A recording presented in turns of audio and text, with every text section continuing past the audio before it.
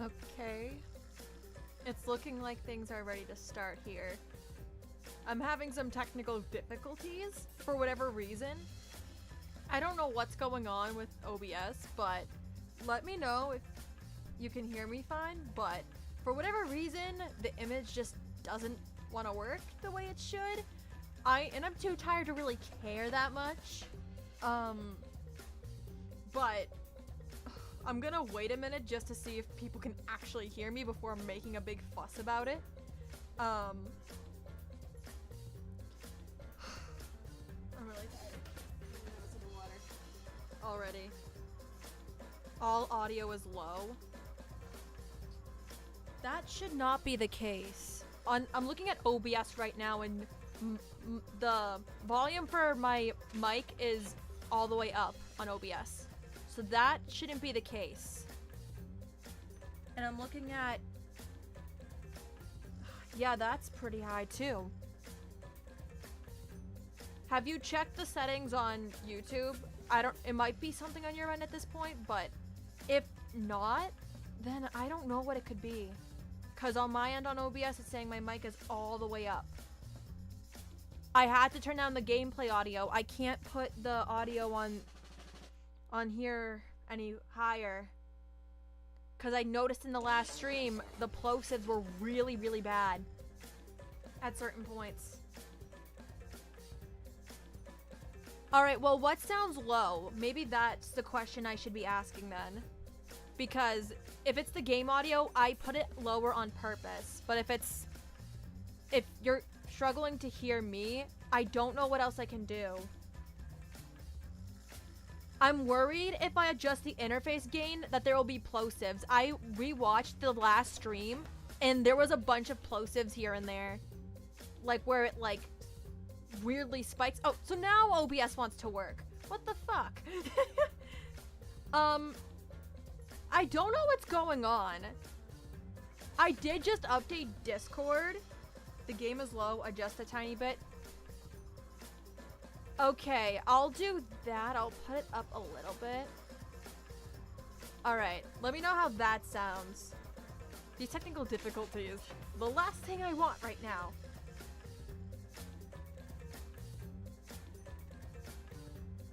Because I don't want to start if the game audio's too low or if you can barely hear my voice. That wouldn't be a fun experience. And now it's shitting itself again. What the fuck? I would experiment with the interface and I will tell you if there are any plosives. Alright. I'll turn it up just a smidge because when I was reading through dialogue at certain points, like, it sounded like the mic was shitting itself a little bit. Because maybe I can try to adjust this too. Also, it looks like my mic picks up a lot right now. Fuck. That light is constantly on and it's flashing orange and green. I don't even know what that means. I feel like fucking with this is just making it worse.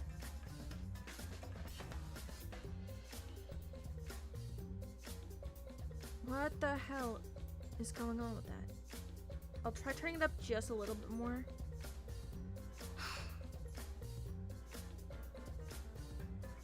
Does that sound okay? Does that make any difference?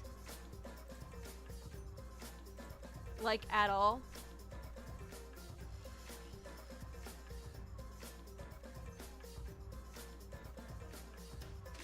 The game a little more. Adjust the game a little more in what way? You gotta be a little more specific for me, because I don't know what you mean by that.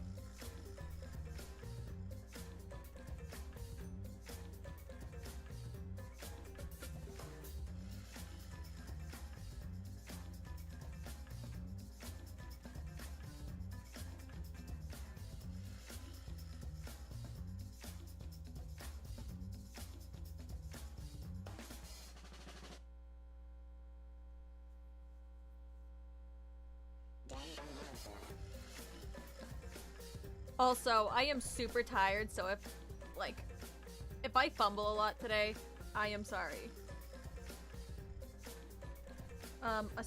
a smidge more what? Higher? Lower?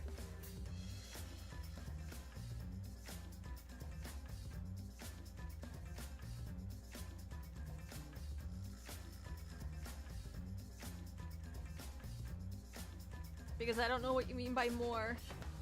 Sorry, I was born with half a brain cell.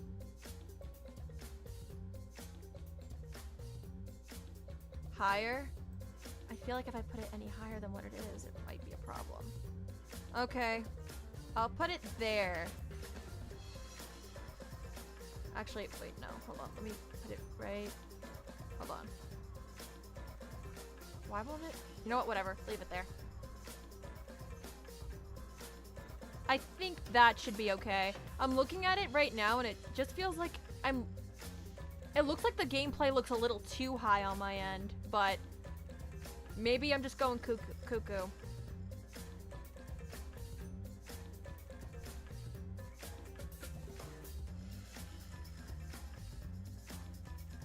Alright.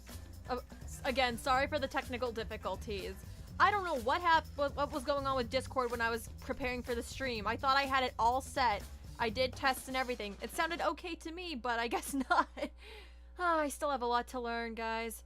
But I'm not gonna drag this out anymore because I'm really tired and I'm just really excited to get into this. But let's do this. I don't even remember what I'm supposed to be doing right now. Okay, let's just leave for now, and I'll figure it out, I guess. I should have watched the end of the last stream, because I don't remember what I was supposed to do. Oh god. That could be going so well, guys. She seems to be talking to Ezekiel. Oh. I approached Zeke holding my manuscript, but stopped in place seeing who he was with. Oh. Wait, that dialogue doesn't make sense, but okay. Ismini was standing next to the stunt performer, avoiding eye contact. There was no way this could end up good. If you've got something to say, Isabel, spit it out. What? I just wanted to say that you... Alright, give me a moment to think here. You could have thought about it before you decided to rock up and waste a bunch of my time. Don't you realize I've got shit to do? Oh, I'm sure you do. You're a very busy person. Is that meant to be a compliment? Was that not good enough? Goodness, you're picky. Alright, hold on. You have a very strong smell? What? What the fuck is that meant to mean? I don't know. Just do something. Anything. Goodness, you're impossible. I'm impossible. You're the one who's been holding me up for the last 15 minutes. It's only been 5. Are you seriously that impatient? I'm a guy with a lot of shit to do. Oh, like your girlfriend? What? No, I mean, yeah, I don't have time for this. The one you totally kiss on the mouth and stuff? I'm just starting this. I wasn't ready for this. Actually, I'll have you know we literally did kiss on the mouth and stuff this morning, and it was pretty fucking awesome. Okay, I didn't ask. I didn't want to know. What? Yeah, I know. You don't have to hide the fact you're jealous. I've clocked what's going on here. I know anyone would want a piece of the Elias pie. What? What? What?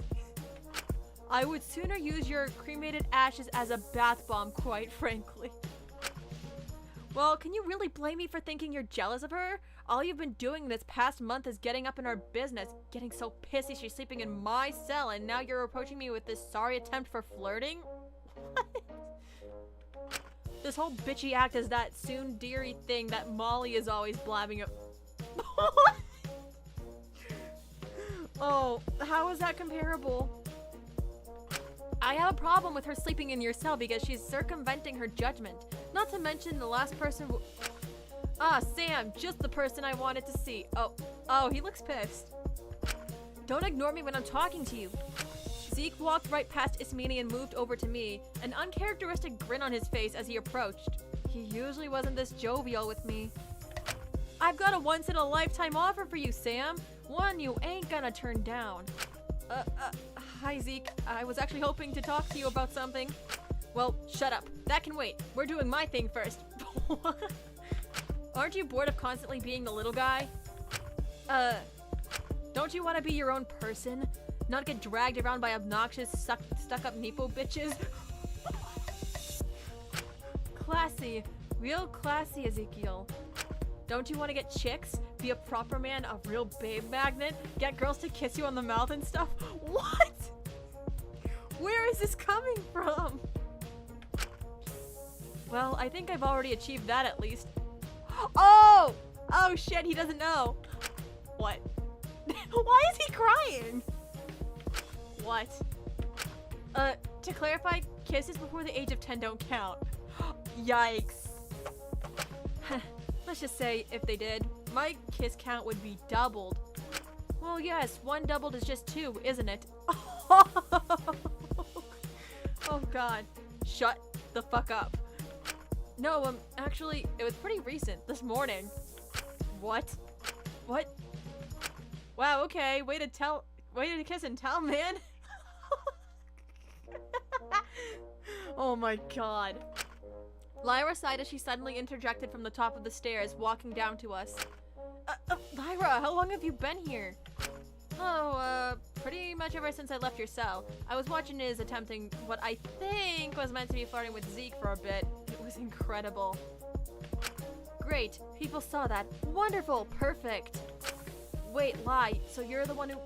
So like, what are you carrying, Shinku? She shifted the attention to me and the manuscript in my hands, a smug look on her face. She knew damn well what it was. Oh, you know, just something I've been working on.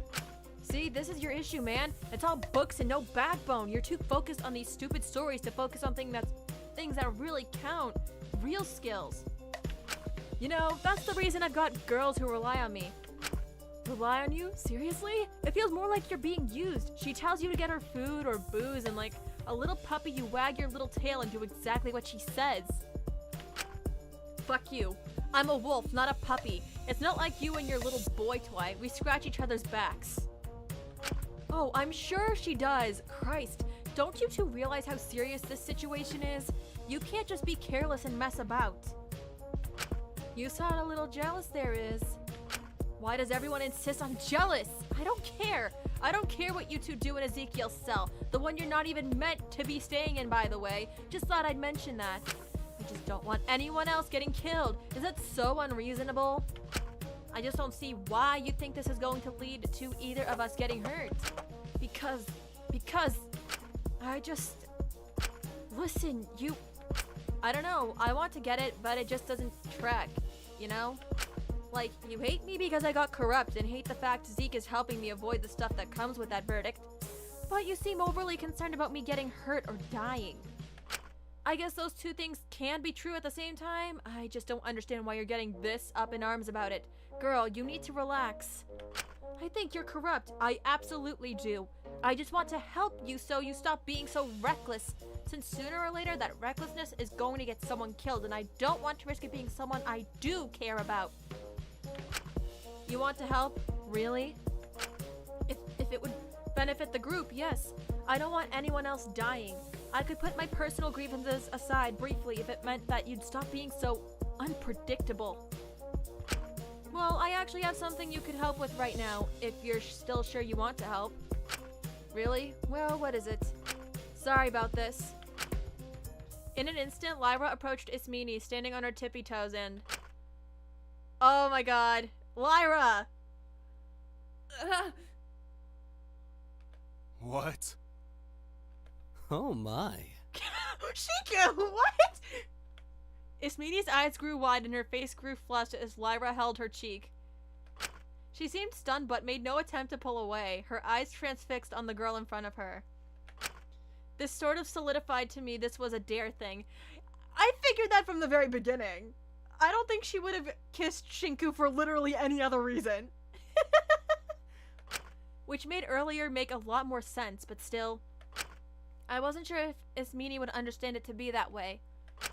The kiss lasted a little longer than Lyra's kiss with me, but Lyra pretty quickly pulled away, leaving a breathless, shocked, and very red Ismini. Well, that's me sorted. Oh my god. She's flushed as fuck. Wow.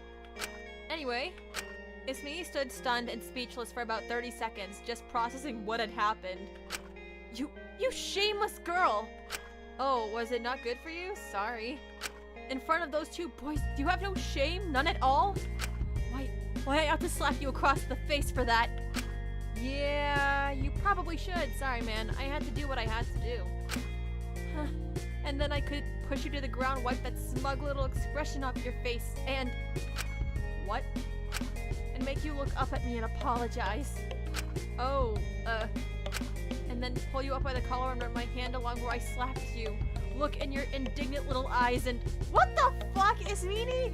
What is this? Hello? Okay, you made it weird. This is a whole different thing. I think I'm just gonna go. Wait, Before Ismini could say anything else, Lyra had already slinked away from the situation, leaving me and Ezekiel staring at her in vague bewilderment and shock. Hey, so, what the fuck was that about? Don't. I couldn't believe she'd do something so shameless. I just got a little enthusiastic because I was so shocked. Yes. Whatever you want to believe, man. I'm glad we can be in agreement here. Let's not be unreasonable about this. Sure.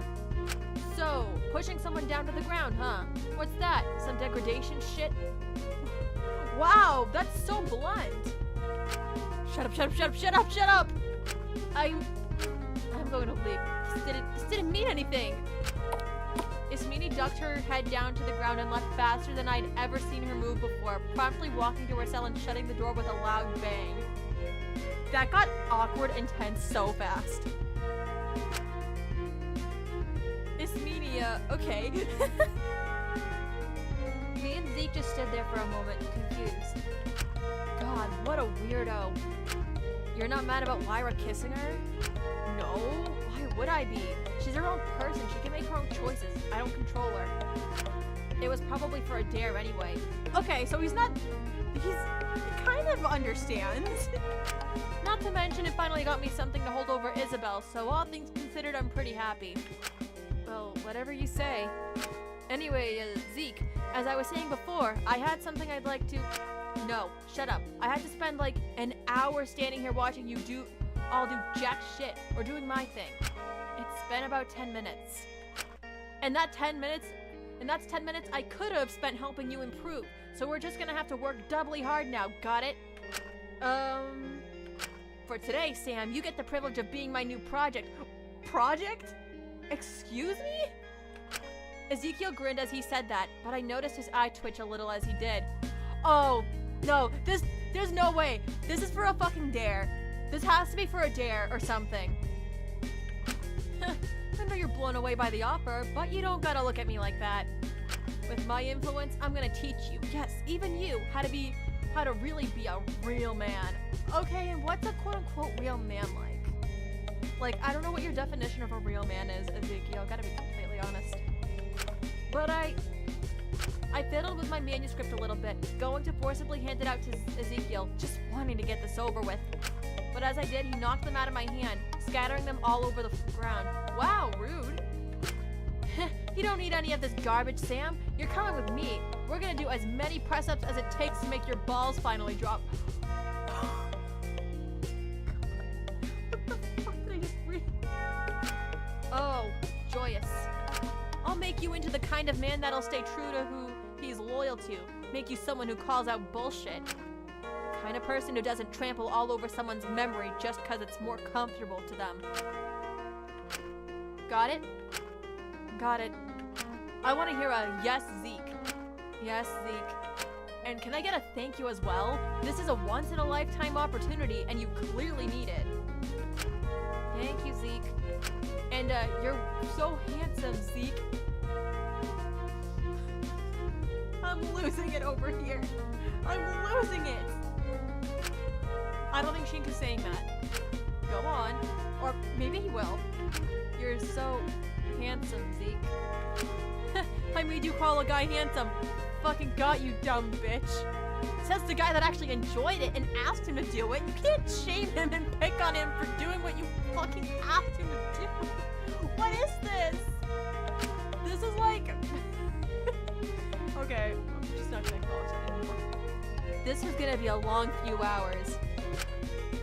Ezekiel took me to the gym and put me to work.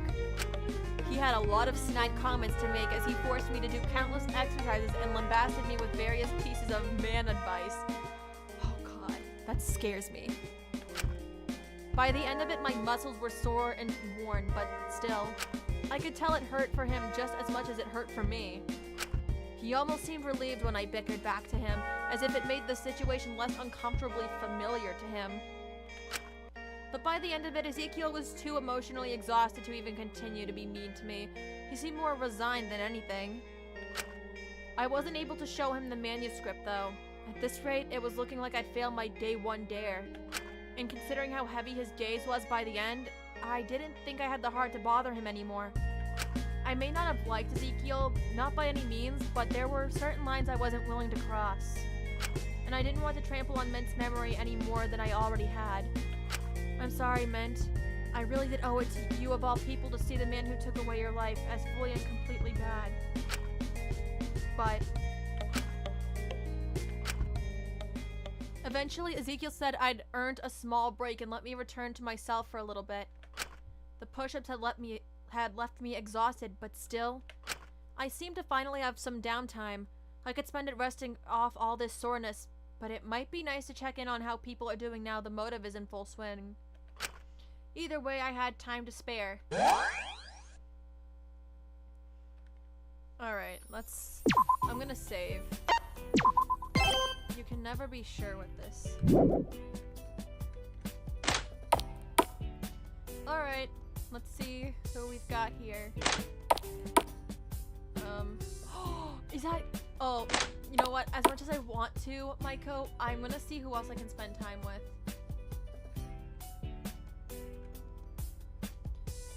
Let's see. I'm gonna check the garden. Highly doubt anyone's here. Oh, is that Taka?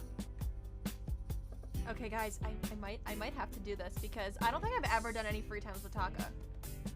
Taka was continually scooping a cup into the water and pouring the contents back in. It was clear he was trying to get something, but his heart just didn't seem in it. Taka, are you okay? What are you doing? Oh, nothing. Just trying to catch something. I'll do it eventually. It's just so finicky. Ugh, come here right now. Taka flung his cup into the water again in frustration, sending water flying everywhere. Need any help? No, it's fine. I just need to focus. The sooner I get this done, the better. If I just keep doing it over and over again, I'll get it eventually. Yeah, sure, good luck. I'm just going to leave him to it. No! Fuck. Okay, you know what? Fine, Taka. Enjoy catching fish or whatever it is you're doing. Oh. I don't know if I want to spend time with you after that stuff.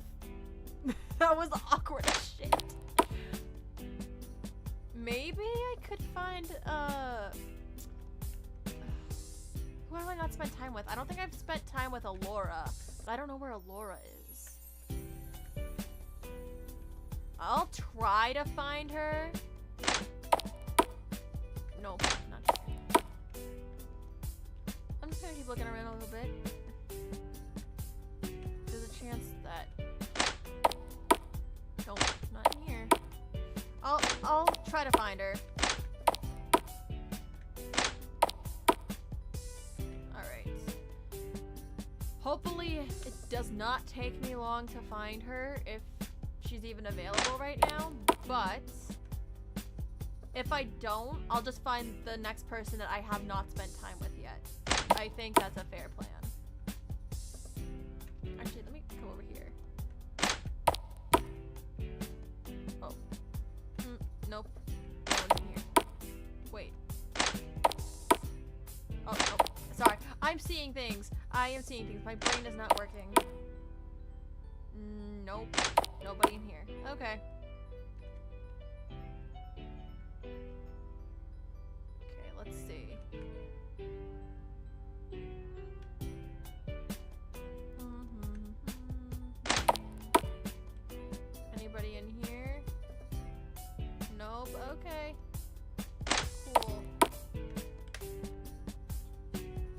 I could check her cell now that I think about it.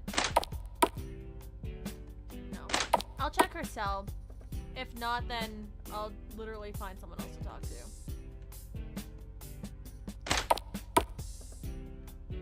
I think... Oh, wait. Is that Asuga? Oh, wait. I think I've had a free time event with Asuga before. I'll leave you to it, Sugi.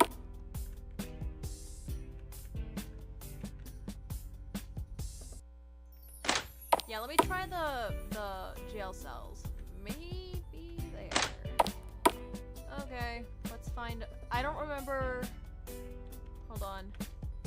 Yeah, okay, I think it's going in order of... I don't remember which one Alora is. Okay. Hold on, I'll find it. Hotkeys, okay. Oh. Or I could just accidentally walk right into it. Okay, you know what? This is fine. Are you not busy with your dare today, Dr. Olinius? Absolutely not. I see no reason to engage in mine. It feels needlessly frustrating. My truth is embarrassing, yes, but it's not worth engaging in my dare to hide it. Besides, doing so would just hinder progress on finding an escape, which is the last thing I want to do right now. With this new motive in place, time is precious. I just hope you'll all understand when my truth comes out tomorrow. I don't want people being unreasonable about it. Oh, it's probably not that bad. I want to say that, but I don't know what to say here. I'm gonna say I don't know. You've seen some of the people here. Asking them to be reasonable is practically futile. I mean, I'm convinced some people here just want to cause issues for no reason. Right. I'd forgotten. I suppose I'll just have to brace myself for ridicule. I hoped I'd be able to avoid it. Maybe I'll prepare an explanation in advance. That might be wise. Dr. Olinius turned back to her work, her mind drifting elsewhere. I shouldn't disturb her. She's probably busy. Am I fucking up the dialogues? Is that possible? Disappointed. You know what? Maiko, come here. I want to talk to Silly. Maiko, are you doing okay? How are you holding up considering the motive? Oh, Shinku, I'm okay. I think I'll be fine, although I might need some help with my dare later if you don't mind. Although, no worries if not, I really don't want to be a bother, not at all. Hey, no matter what you need, you can come to me, okay? I want to be there for you no matter what. We're friends, Maiko. Shinku, you really are the best ever in the whole wide world. I love you so much. You're way too kind to me. This sprite is... I don't remember ever seeing this before. It is cute, but I'm also very scared. Maiko flung her arms around me and hugged me tightly, basically nuzzling her cheek into mine. Oh. Okay. Hey, hang on. This is a bit much. I'm not your boyfriend, Maiko. Come on. Yeah, no way. You're way more important to me than any dumb boyfriend would be. What? Okay. Jeez. Huh? Did I say something wrong? No, it's fine. I hope you'll be okay today. Let me know if you need anything. Well, I'm a little lonely right now, honestly. I'm just trying to psych myself up for later. So, if you're free, would you mind staying and talking to me for a bit? You really don't have to if you don't want to, really. Sure. Of course, anytime. I've been missing hanging out with you, honestly. I don't know why, but I'd feel guilty not hanging out with her after what happened with Lyra this morning. I felt like I'd let Maiko down somehow. Wait, how? What? Really? Okay, thanks so much. You're the best, Shinku. You've already said that. Come on. I'd become increasingly overprotective over Maiko since her attempt. I suppose it was only natural. But it had also meant I found myself abiding by Dr. Olinius' guidelines of not talking about her crime or verdict almost to a T. While it prevented conflict in the short term and kept Maiko fairly happy, I knew I couldn't keep it up forever. That would hardly be good for her. I thought perhaps we'd be able to have a productive but stable conversation about it if I just approached her gently about it one step at a time. I just had to be careful about the angle I took with this. Hey, Maiko, I was just wondering. What's up, Shishi? Did I do something wrong? No, not at all. I was just wondering how you were holding up with, your corrupt verdict. Oh. We're all doing the best we can to help you physically. I just wondered if you were doing okay. Emotionally. It's a lot to process. Well, I guess I could be worse. But to tell you the truth, I'm really not doing all that great, Shinku. Yeah, I figured. For the longest time, the only thing that was keeping me going was the idea that if I just tried hard enough, I kept her in my life, Yui would eventually forgive me. She really meant that much to you, huh? Of course, I didn't see any value in my own life. I saw mine as a lost cause. So I placed all my value in her and her life. But you weren't a lost cause. You're an ultimate, Maiko. That has to mean something. Yeah, but I only really got my title because I had absolutely nothing else going on. No friends, no hobbies, no other jobs. I could do voice acting almost 24/7 because I didn't have anything else. That and the fact I could speak English meant I could do both Japanese and English dubs. I was just useful. That's still really impressive in its own right. I think you're really underplaying yourself here. Maybe, but I guess I've never really thought about it all that hard. Yui's life just seemed more exciting to me. She had more than her talent. She'd made it in every single aspect I had it. That's why it really did keep me going to know I could get her back. That even a rotten girl like me could have someone as lovely and successful as her care about me, even after seeing the worst parts of me. I don't know how much she really cared for her at the end, but... So when I got that correct verdict, it was a major wake-up call. I knew deep down Yui would never, ever forgive me, but I didn't want to admit it. But I was forced to confront that I'd completely messed everything up. I couldn't deny it with that many people telling me I was wrong. It made me realize she was never coming back, and I didn't want to live in a world without Yui. But there's so much to life outside of Yui. Maybe in your life, Shinku. Maybe in a normal person's life. But I'm not really a normal person, am I? I had nothing outside of her. All of the best parts of me were from her. Now that's just silly. You still had your talent, how excited you get when you talk about your interests. But those parts of me are so nice. Why didn't anyone care about me? Why was I only ever an afterthought to people? It's because I always go too far with things. I always push it to the extreme. Yui was the first person to be my friend, despite how weird I was, despite how different I was. And I couldn't just be normal about it. Of course not. It was so nice to feel loved. I wanted to return that love and care I felt tenfold. It's a wonderful feeling to finally feel like you belong with someone, like you're cared for. I wanted to give it back however I could. I felt so excited and happy to finally feel like I belonged, like I had a place where I wasn't just intruding. It was overwhelming. I felt everything way too strongly. I wanted her to feel just how appreciative I was. I loved her so much that I wanted her to feel the same level of euphoria and joy I felt when I was around her. I wanted to repay her for giving me a place where I felt I could just be me. That's sad. Literally no one else in her life could do that for her. And it's like she kind of self-sabotaged. This girl needs therapy.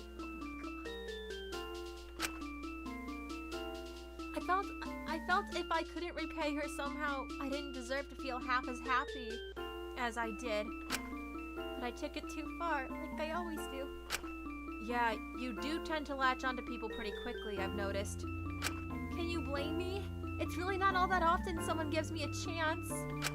The only thing I really felt was good about myself for the longest time is how much I loved people. I thought when people gave me a chance, I could be a pretty good friend. Although my love is too much, isn't it? Well, it did get quite a few people hurt, didn't it? Shinku, whose side are you on here? Maiko, this isn't a personal attack on you. I just need you to understand here. Well, I already do. I know it was bad. I know, but I didn't mean for it to go that far. My intentions were good. I did it because I cared so much. Is it wrong to care? To love? To want the best for someone? Even if my actions were really, really bad, you can't deny I had good intentions. But if you really loved her, you would have respected her wishes. Let her rise up on her own. Why did you feel the need to interfere?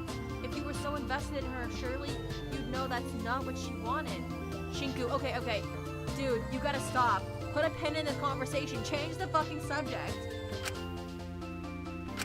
I guess I saw it as my dream as well. Her success, that is. I wanted her to rise up more than anything in the world. A world where Yui was number one was a world I could understand. Because it would be how my reality was. I think part of me thought it would make me feel special as well, being connected to someone that's successful. Not to mention, the more popular she was, the more I could connect with others about how much she inspired us. But I guess that desire to share her dream was one-sided. I think I saw it so much as my dream as well that I saw me doing things to help her climb the ranks as just an extension of her own actions. She's really reflecting on herself a lot. You have to understand, after a certain point, I hated being myself. I hated being Molly or Maiko or anything like that. It was easier to be an extension of Yui, a part of her. It made me feel like I was living life properly. It made it so I didn't have to think about myself. I think I just got a little lost in it. That's what I was thinking. Those thoughts were literally my brain, guys. And I think that's a real shame. Huh? Your late teens and young adulthood is really where you start to figure things out. Figure out the kind of person you are. I think if you let yourself just be you in those years, live with yourself, then maybe you would have realized there are a lot of good parts about you. I don't think I'd still be alive if I lived with just myself. No way. Maiko. Anyway, how about we talk about something else for a bit? This is all making me a little bit anxious. I'd really like if we could chat about something else. Yeah, absolutely. Sorry for pushing it. It's okay. I really don't like talking about it or thinking about it. I'd rather just, focus on the here and now, if that's okay. Of course.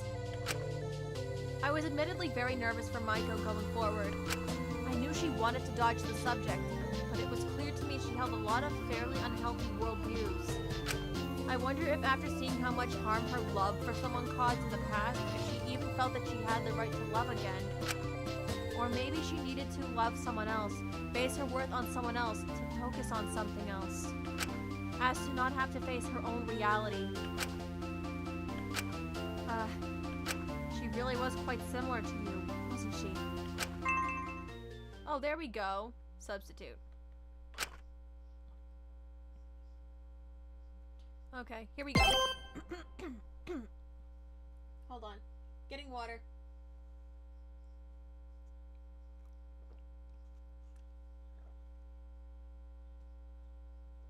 Alright. The afternoon came without much fanfare. Most others were busy around the prison doing their own various deeds.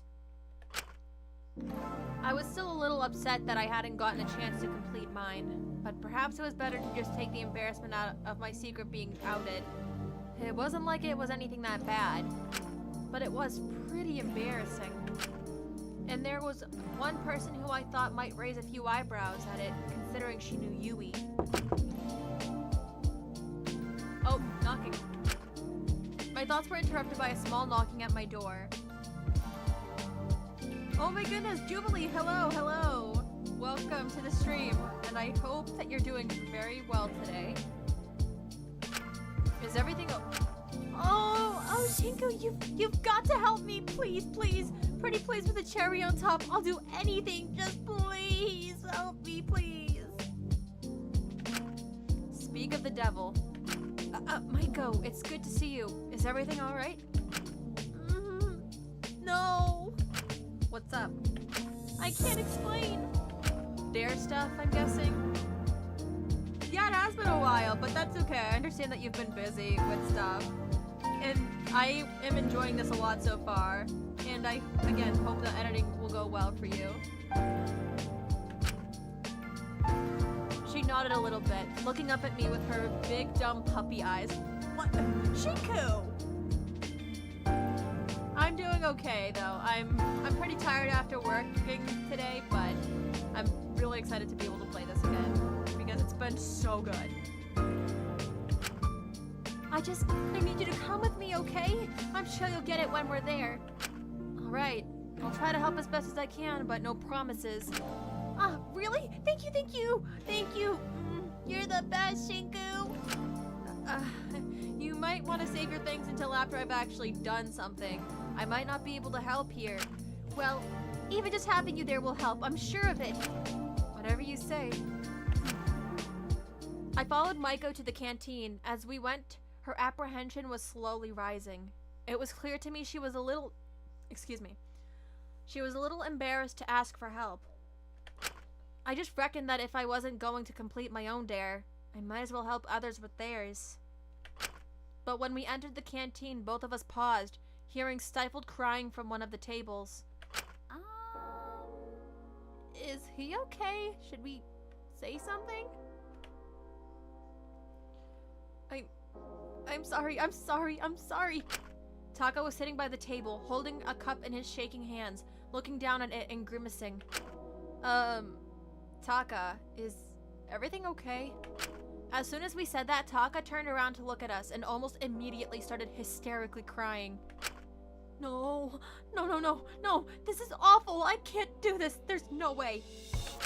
Hey, it's okay. What were they trying to... Maiko cautiously stepped over to him and seemed to freeze as she saw what was in the cup. Oh. Hey, it's okay. They can't even feel pain, can they? I can't do it. I just can't. It's not worth it. I don't care what you all think of me tomorrow. I can't. Were they trying to make him drink whatever was in that cup? Maybe we could dilute it with something. I approached the cup and picked it up, my eyes growing wide at what was inside of it. A small, alive guppy fish. What the fuck? No, you can't do that to him. What? Wait, is that why he was at the river? Or like the little pond thing earlier? Ooh, I'm so angry on his behalf. That's diabolical. And, ooh, it sounds like you're cooking with the editing, Jubilee. That's sick stuff, good stuff. Jesus. Wait, where did you even find this? In the courtyard pond, where we found the frogs. I started going to watch them and feed them when I needed company. That's why you were doing that earlier. Oh my god. I wanted to keep one in my cell, but I'd be worried about Ismini destroying it. But my dear, this morning, it... Wait, don't say it. You could get punished. And from this, we could put the pieces together well enough without him spelling it out for us. They're making you do something like that? Taka nodded solemnly. But I can't. I just can't. There's no way. It's totally messed up. They're making you do something like that in the first place. That's leagues darker than my first dare. I've only just started making progress with getting the others to like me again. I don't want something to come out about me that'll change that, but this is totally sick. I can't do this.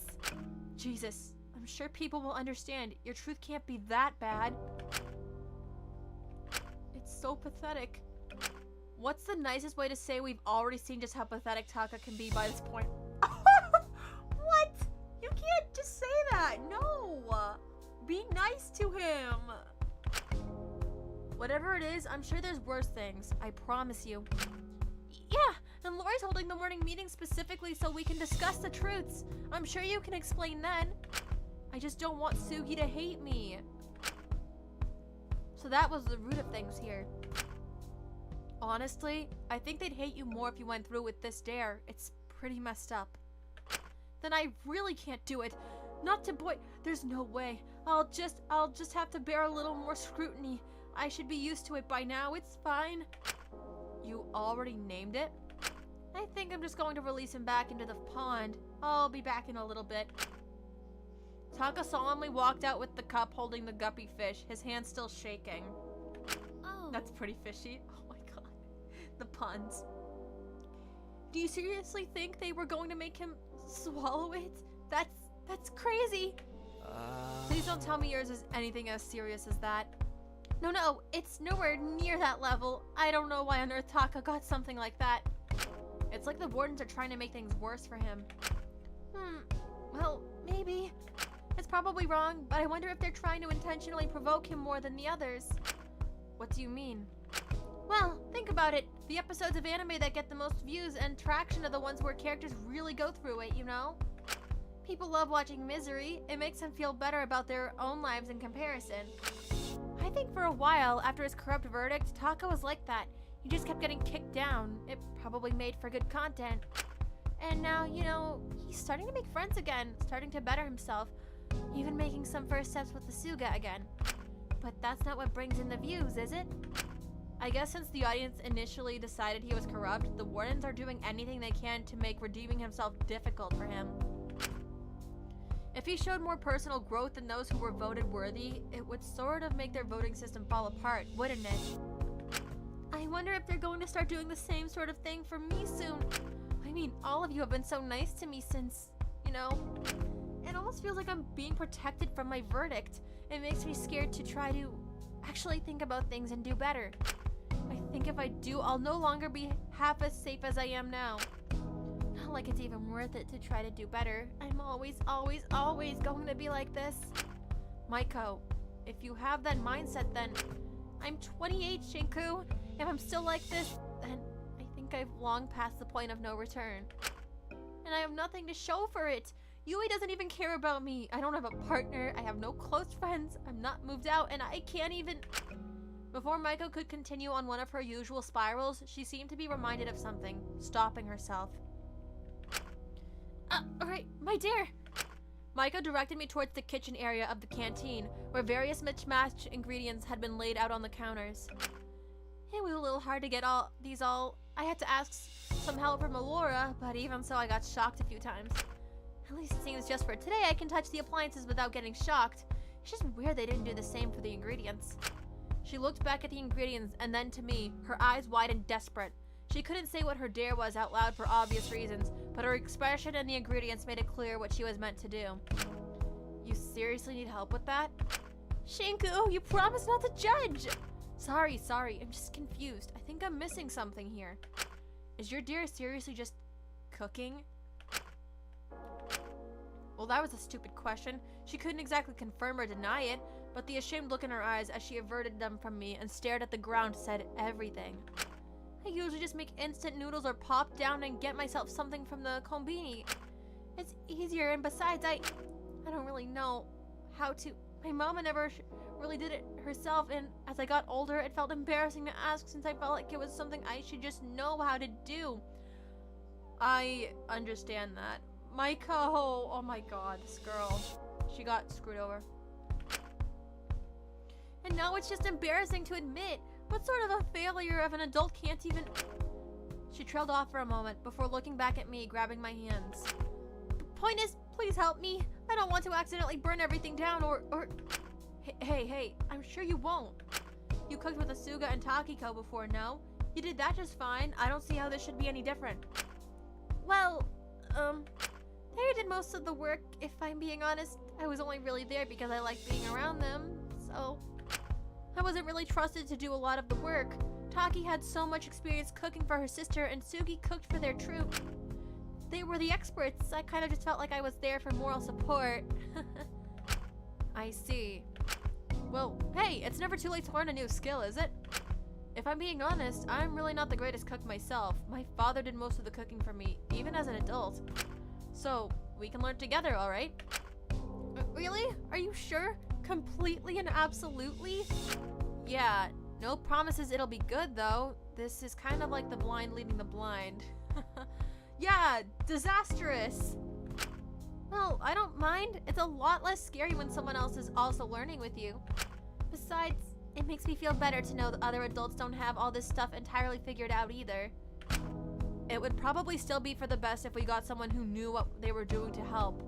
Though, did someone call for an expert? Look who's back!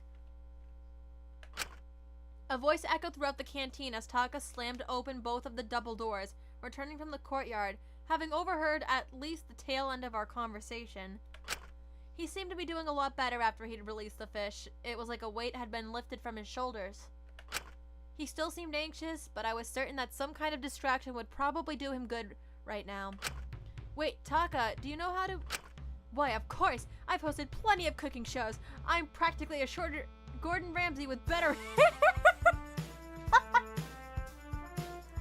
That's golden. That's golden. Oh, Taka. Sure. If you're looking for help, I'm your guy. I'll make sure we can make the most scrum-diddly-dumptious snack together. That's a promise. Really? I mean, you don't have to help. I really don't want to be a bother. Nonsense. If my reputation is going down the drain again tomorrow anyway, I might as well help pull someone else out of the gutter and prove that I'm serious about wanting to do better. Well, if you insist, I'm just surprised you know how to do this. Let's begin. There's no time like the present. Taka hopped over the counter and joined us, seemingly overjoyed to be able to help people for once. He had a dumb smile on his face as he pursued the ingredients Maiko had laid out, deliberating in his mind what could be made for them before he clicked his fingers. Why did you have to word it like that? Dumb smile? Aha! I've got it! Places, everyone! Oh, Taka, I love your voice. It's just so fitting and silly. Huh? Okay. Taka got us all into position and cleared his throat, getting ready to instruct us. Oh my god, look at them! Today, my friends, we are going to be making a humble bowl of spaghetti! This one's a classic. Ooh. Ooh! I don't have a lot of Italian food. Where do we start? To start, Shinky Poo will be on the onions chip chop. Oh my god. How do you want me to cut them? Any way you like them, onion boy. Just start chopping. Do we also need some garlic? Yes, that's garlic. I was getting to that. You do the garlic as well. Yes, yes. What should I do? You, my dear, have an incredibly important job. Boil the water. Yes! Now, boiling the water may seem simple at a first glance, but don't underestimate it. In order to boil the water, you need to learn how to turn on the stove. It may seem easy, but it took me weeks to master it. All those knobs and settings can be intimidating at first. I love his energy throughout this. I would do it myself, but, you know, I don't want to get sure. I'm sure you don't either. If you're too scared, you could just ask Shinky. Oh, I can do that easy. What? Click! That was simple. Whew. It's nice not getting shocked for once. It appears you do have some mastery over the stove, but don't get cocky. So I just put the pasta in the water. Kind of like how you make instant ramen? Precisely. How perceptive of you. Hey, she kind of gets it. She's getting it. Now, onion boy, how are the onions going? They are chopped, but pretty uneven. Don't you worry. They're not the only chopped things in this room. Man, I don't mean it. Taka seemed to take a pause, as if he was waiting for a laugh track or something. He ended up just standing there until things got awkward. Oh my god, you gotta admit though, Taka's very entertaining as a character. Anyway, now those are chopped. Let's toss them in the pan. Taka threw my onions and garlic in the pan of boiling water. Whoa, Taka, I don't know. That doesn't sound right even to me, and I'm not even an experienced chef or anything. Is that right? Yeah, Shinku and I are on the same wavelength here. I can't speak. Why, of course. You do need to cook them, no? Don't they usually go in the sauce? It's for tenderizing them. Yes, we're boiling the onions and garlic to tenderize them. Oh, I see. Smart! They also season the pasta in the process like this, don't they?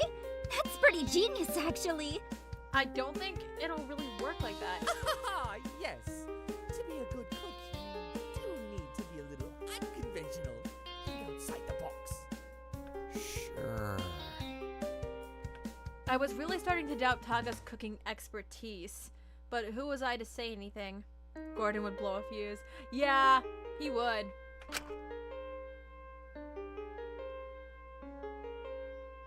Now, for the rest of the sauce. Smash some tomatoes, you two! With our hands? Yes, let out your anger. Smash them with your fists.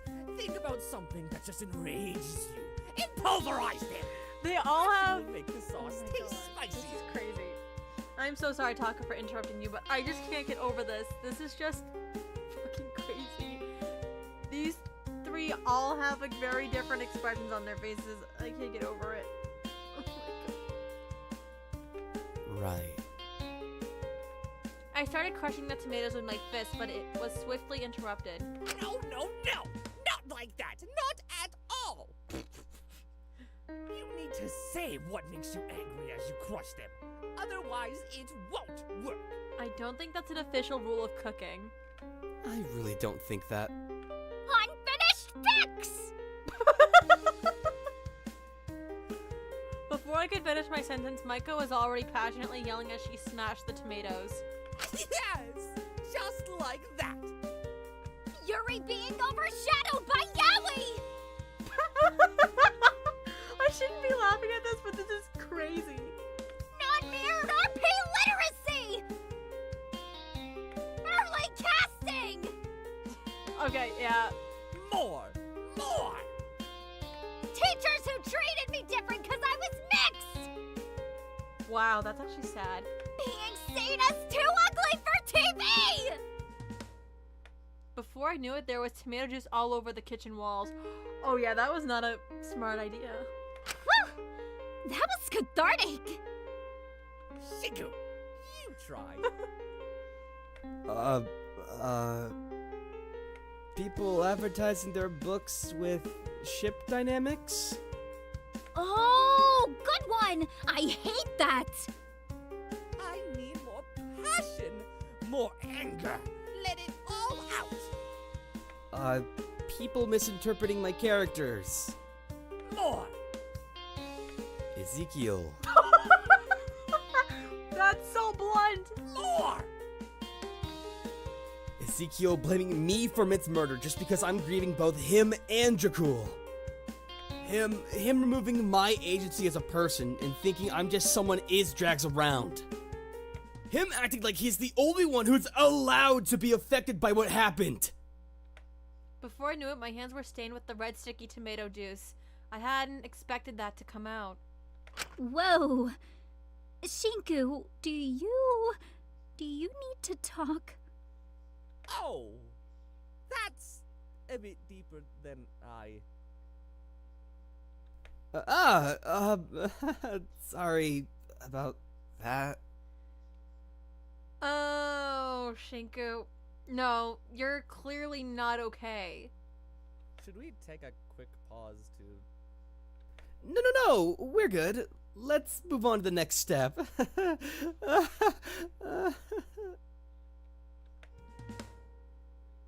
Oh my god, this is so silly. Right. I think the pasta should be done.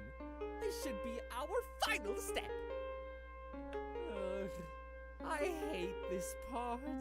Let me handle this. Taka rolled up his sleeves and... What the fuck is he doing?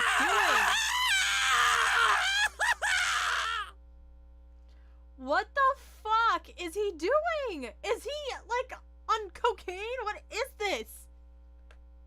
Plunged his hand directly into the boiling, bubbling water to grab the pasta directly out in one big handful. Oh my god, has this man never heard of a strainer? He's gonna fucking... Oh god.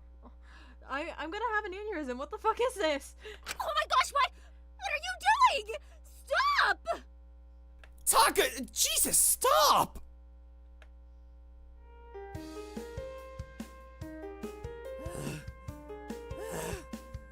Don't worry, guys. I Oh, that hand's gonna be burnt. He dumped the pasta onto the plate, a big, dumb grin on his face despite the tears in his eyes. I had to add big in there, by the way, because for once, that was the dumbest decision he's made this entire fucking time. Your hand! Oh my gosh! Come here! Michael grabbed Taka's hand and ran it under cold water as quickly as she could, clearly panicking. Don't you worry, it's just a regular part of cooking. You can't make a good dish without a healthy side portion of pain. Oh my god. This is crazy, guys. Why? A nicely cooked pasta is worth it. Although I wish there wasn't an easier way to do it. There was a strainer. Ooh, excuse me. You could use a strainer to separate the pasta from the boiling water? Taka's eyes seemed to twitch a little bit. How did I never think of that? Taka, I don't want to be rude or doubt you or anything here, but do you actually know how to cook? No. I just thought I could probably figure it out. I have hosted a bunch of cooking shows, and that's basically the same thing as cooking myself. Oh my god. This was nightmare blunt rotation or something. What? Taka. And I was right. Our spaghetti is finished. Bon appetit! I scraped the crushed up tomatoes on top of the slightly undercooked garlicky and oniony pasta. In Taka's defense, it almost looked like real spaghetti. What? If spaghetti didn't have meatballs. Or seasoning. Or if you didn't really know what spaghetti was. Well, regardless, I think we all learned a lot today. Isn't that what counts? Well, we did make something edible at the very least. I see that as a win. Right, who wants the honors of trying it first? We all fell silent. We all just know deep down that this is gonna taste terrible. But slowly, both Maiko and Taka's eyes gravitated towards me. No, thank you. I think Taka should have the honors. It was his recipe after all. Well, it was your first time making spaghetti, so really it should be you. Hey, it was also Maiko's. Why should I have to eat it? Well, it can't be your reward for helping me. Reward? Don't be rude about it, Shinku. This is practically our child. What? How is making food compared to children? Before I could protest any further, Maiko loaded up a small forkful of the spaghetti and held it out to my mouth. Say, ah, Shinku. No way, I'm not doing it, not first. Here comes the airplane. I'm gonna crash it if I have any say in it. Oh, come on, Shinku. Please, for me. When she looked at me with those stupid eyes, I couldn't say no. Okay, fine. I winced and closed my eyes as the spaghetti was forked into my mouth. I took a dreaded bite and... Hey, it's not half bad, honestly. Huh? Really? Yeah, it's a little undercooked, but the tomatoes taste really fresh. Boiling the onions and garlic with the pasta also gives it a very subtle but pretty nice taste. Wait, are you serious? Let me have a taste.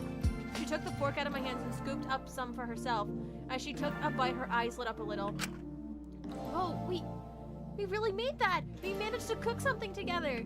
She let out a squeak of delight as she handed the dish to Taka. You have a try. You're not mad at me for lying? Oh, don't worry about that. Just have a taste. Taka took a small bite and then, like a hungry puppy, started taking another and another, eating as much as he could. I suppose he probably gave his breakfast this morning to whoever had been guarding food the night prior, so he was likely hungry. This is really good. I expected it to only be half edible, but this is more like 3/4 edible. I never thought I could make something like this. It's kind of funny how out of everyone in the prison, we ended up with the 3 who don't know how to cook trying to make something together. Yeah, I was thinking the same thing. Sorry, guys. Oh, I'm certain there's more than 3 of us. Really?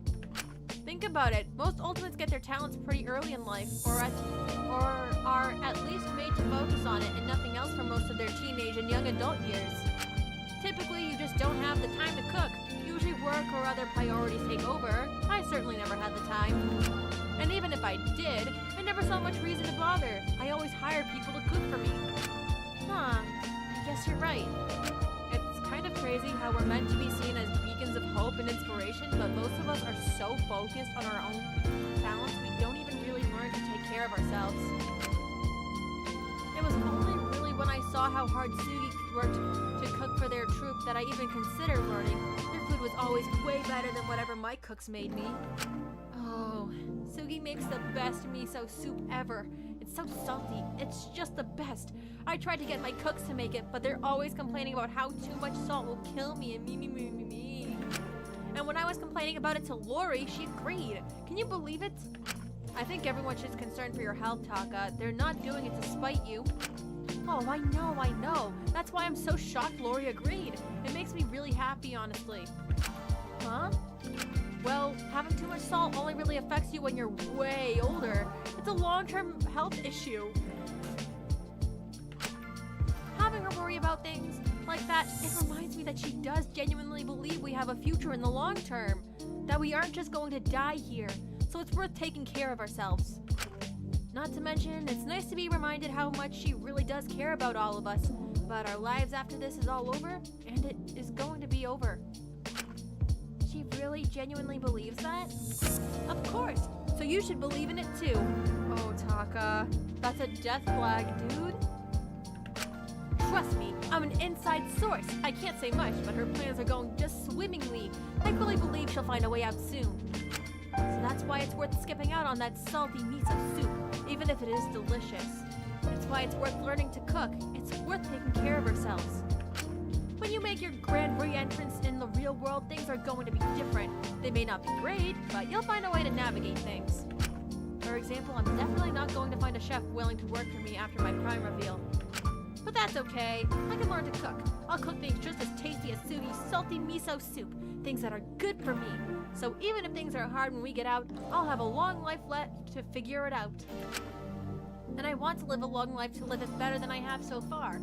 I'm sure you two can relate, can't you? So don't give up, alright? Maiko's gaze lingered on Taka, hesitating for a bit, something shifting in her. How can you be so optimistic when we've all been so cruel to you? You didn't get any special treatment after your verdict like I did. Still, despite being kicked down so much, you just always seem to get up. That is true. He was kind of a punching bag for a little bit.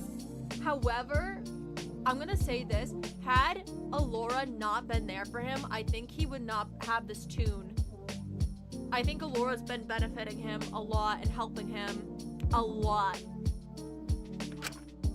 Well, I know someone who would do the same, and I admire them quite a bit. And I think I've always admired them because they were everything I was not, always wanted to be. But there really wasn't anything stopping me from being like them, was there? I was just scared to leave my status quo, scared to leave what I've always known. I want to be the kind of person they're proud of, someone worthy of being cared about despite all the wrong I've done. And you can't do that if you just ignore all the wrong, even if it is way easier to brush it all under the rug and move on. So even if it's scary, I know things need to change, and I'm lucky Lori has given me that space. And you've been given that space as well, alright? So don't just throw it away. No. That won't do anyone any good. But you're young, Taka. I'm just scared. I don't want to think about it. I know I did wrong. I don't even know where to start. And every time I think about how much Yui must hate me, I feel sick to my stomach and I get paranoid and everything just gets swirly and I don't want to think about it. Hey, Maiko, breathe. Take your time. Sorry, did I go too far? I know Lori set up the policy we're not meant to talk about her crime, but I'm sorry. Hey, deep breaths in, deep breaths out. Can we just go back to my cell? I think I need a bit. Of course, let me help you there. I'm sorry, I didn't mean to. It's fine, Taka. Let's just get her to her cell, okay? Right. Molly avoiding accountability with another panic attack. Oh my god.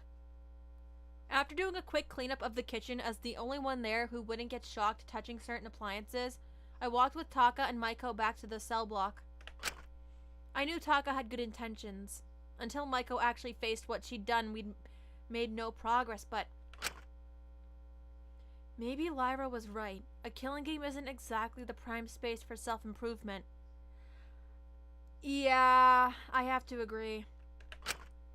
I couldn't fault Maiko for not making massive self-improvements when she was already going through so much. But it got to a point where I couldn't help but think how much of her incompetence was genuine. Either way, we went to take her back to her cell. But on the way we were stopped, observing a strange altercation occurring in the common room. Oh god. Oi, stop that! I just don't see what the big deal is. It's just a bunch of frogs. It's not like I'm excusing him for all of his actions or anything. Come on, Taki, What's your problem? you're sweeping everything under the rug, all of it. You took a stance and I respected it. You know why? Because it was reasonable. He's careless, Suki. He hurts people. You said it yourself. He's just so short-sighted. I just don't understand why you of all people are defending him after everything he's put you through. You took a stab wound for him and yet you're acting like you still owe him something. Are you serious? That was their choice, Takiko. That was their choice. You're acting like they can't make decisions for themselves. I'm not. Can you listen? Oh, can I? Really? That's what you're asking? Really? You're asking me like I haven't spent ages listening to you complaining about him, how hurt he made you feel, and now you're just running right back to him? I'm not trying to be mean. I'm trying to help you, Sugi.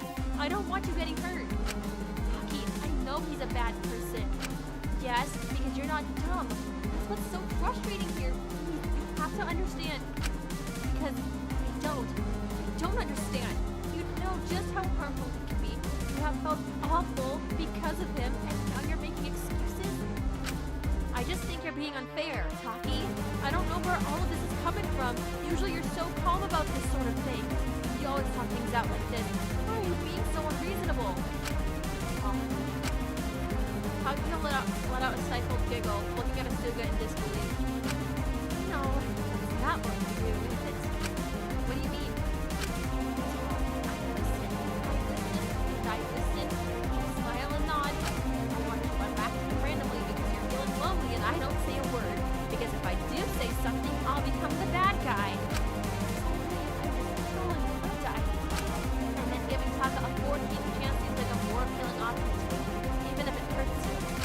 That's not what I... Because it doesn't matter, does it? It's stupid. I'm not, and I'm tired of pretending I am. It's exhausting. Takiko, TV personality. Someone also in the entertainment industry. Lucky coincidence, huh? It doesn't matter how much I listen. It doesn't matter how much time we spend together. Not enough. God, Suki, what do I need to do to be enough? To not just be filling in for someone all the time. You're not listening to me, though. You're barely giving me a chance to speak. You're acting just like... Asuka's eyes drifted to Taka standing on the ledge above, freezing slightly, and then they looked back at Takiko. Suddenly, Asuka seemed to calm down a little bit. Oh, that's what's going on here. You had me really worried for a second there, Taki. I really don't want to hurt you or anything, so don't worry. I know you don't mean this stuff. This is all for a dare, isn't it? Hey, it's okay. This must be hard for you. Just say whatever you need to say. I won't be mad. Takiko smiled at Asuga. Of course she couldn't confirm or deny it if it was a dare or not. You're so nice.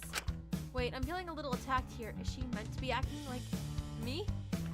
Do I really sound like that? Well, a bit more desperate and a little less coherent, and that's almost the gist of it. There's no way. I don't... Wait, oh my god, Taka. What on earth did you do to your hand?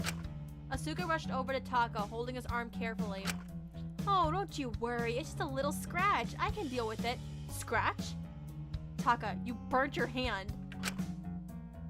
Are you serious? It's redder than a lobster. Did you shove it in a deep fryer or something? Of course not. Don't be ridiculous. I'm not that stupid. Really now? I just shoved it in a pot of boiling water. Yeah, that totally makes it better, Taka. Then we've got to get you to the infirmary right away. That could leave permanent damage. We did run it under cold water for a while, but I'm not too sure how much that did. I feel alright, so don't you worry. I'll still be there to feed the frogs this afternoon. No, seriously, let's get you to the infirmary. I don't want to risk this. Sugi, you really want to take me? I thought you didn't want to talk outside of just taking care of the frogs. Are you stupid? Taka, of course I want to talk to you. I took a stab wound for you, Taka. Who am I kidding? The frogs were just an excuse. Oh, they miss him. I know I shouldn't, but I miss you. I really do. This is sad. What? All this watching you going around the prison, helping, I don't know. I don't think anything could ever go back to the way it was before, but I see that you're trying. You're trying to be my old friend again. And I don't care if things won't be the exact same. I just don't want to lose you. I can't stay mad at you. Not while knowing I could die. Sugi, you... I'm not sure anymore. I still don't think I can ever see you the same way again. We'll never be that close again. But, you know, maybe if you keep along this track, maybe... No. I can't. Sorry. It wouldn't be fair on your workers, would it? Yeah, I can see where they're coming from. Let's just get you to the infirmary. We need to sort this out. Asuka, you really... What a touching reunion. Really tickled my old soul. Truly. Where the fuck is this coming from? Fu, what is he doing here? Wait, who's meant to be... In fact, I've got a gift for the happy couple just in here. Just step right up inside. This is so sus. Where's your guard? Isn't someone meant to be watching you? Who knows? Never showed. But don't stress, kid. I stayed put. Now, do you two lovebirds want to go inside or not? That's fucking creepy. Okay, now, Lovebirds is going a bit too far. I can't even be his friend. That would go against all my principles. Please. He's so devastated, but I understand their stance. And as hard as this is, Asuka's in their right to say, I don't want to be friends with you. I'm not getting roped up into whatever nonsense you're trying to do. Don't you remember what happened last time you were in a room with just me and Taka? Yeah. Should have figured I'd get that response. Oh well, tried my hardest. What was your end game here, Fu? Well, sorry about this, kid. Nothing personal. Fu moved forward and grabbed Takiko's arm gently, pulling her towards him. What the fuck? What? Let go of me! I'm not gonna harm you. You know that already. Stop squirming. Jesus. What the fuck? Get off me! Get off me right now! I'll let you go when at least one of them agrees to come with me. I just need two of you. What on earth are you planning to do? Isn't this going too far? This is crazy. What does he want? Oh wait, no, this has to be for a dare. This has to be for a dare. There's no fucking way it's not for a dare.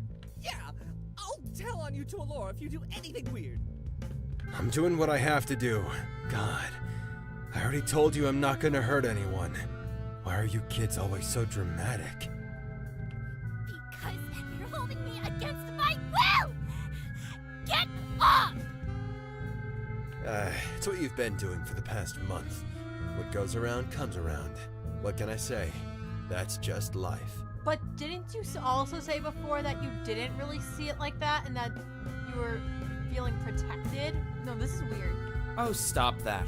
It's hardly been against your will in your case, has it? Huh?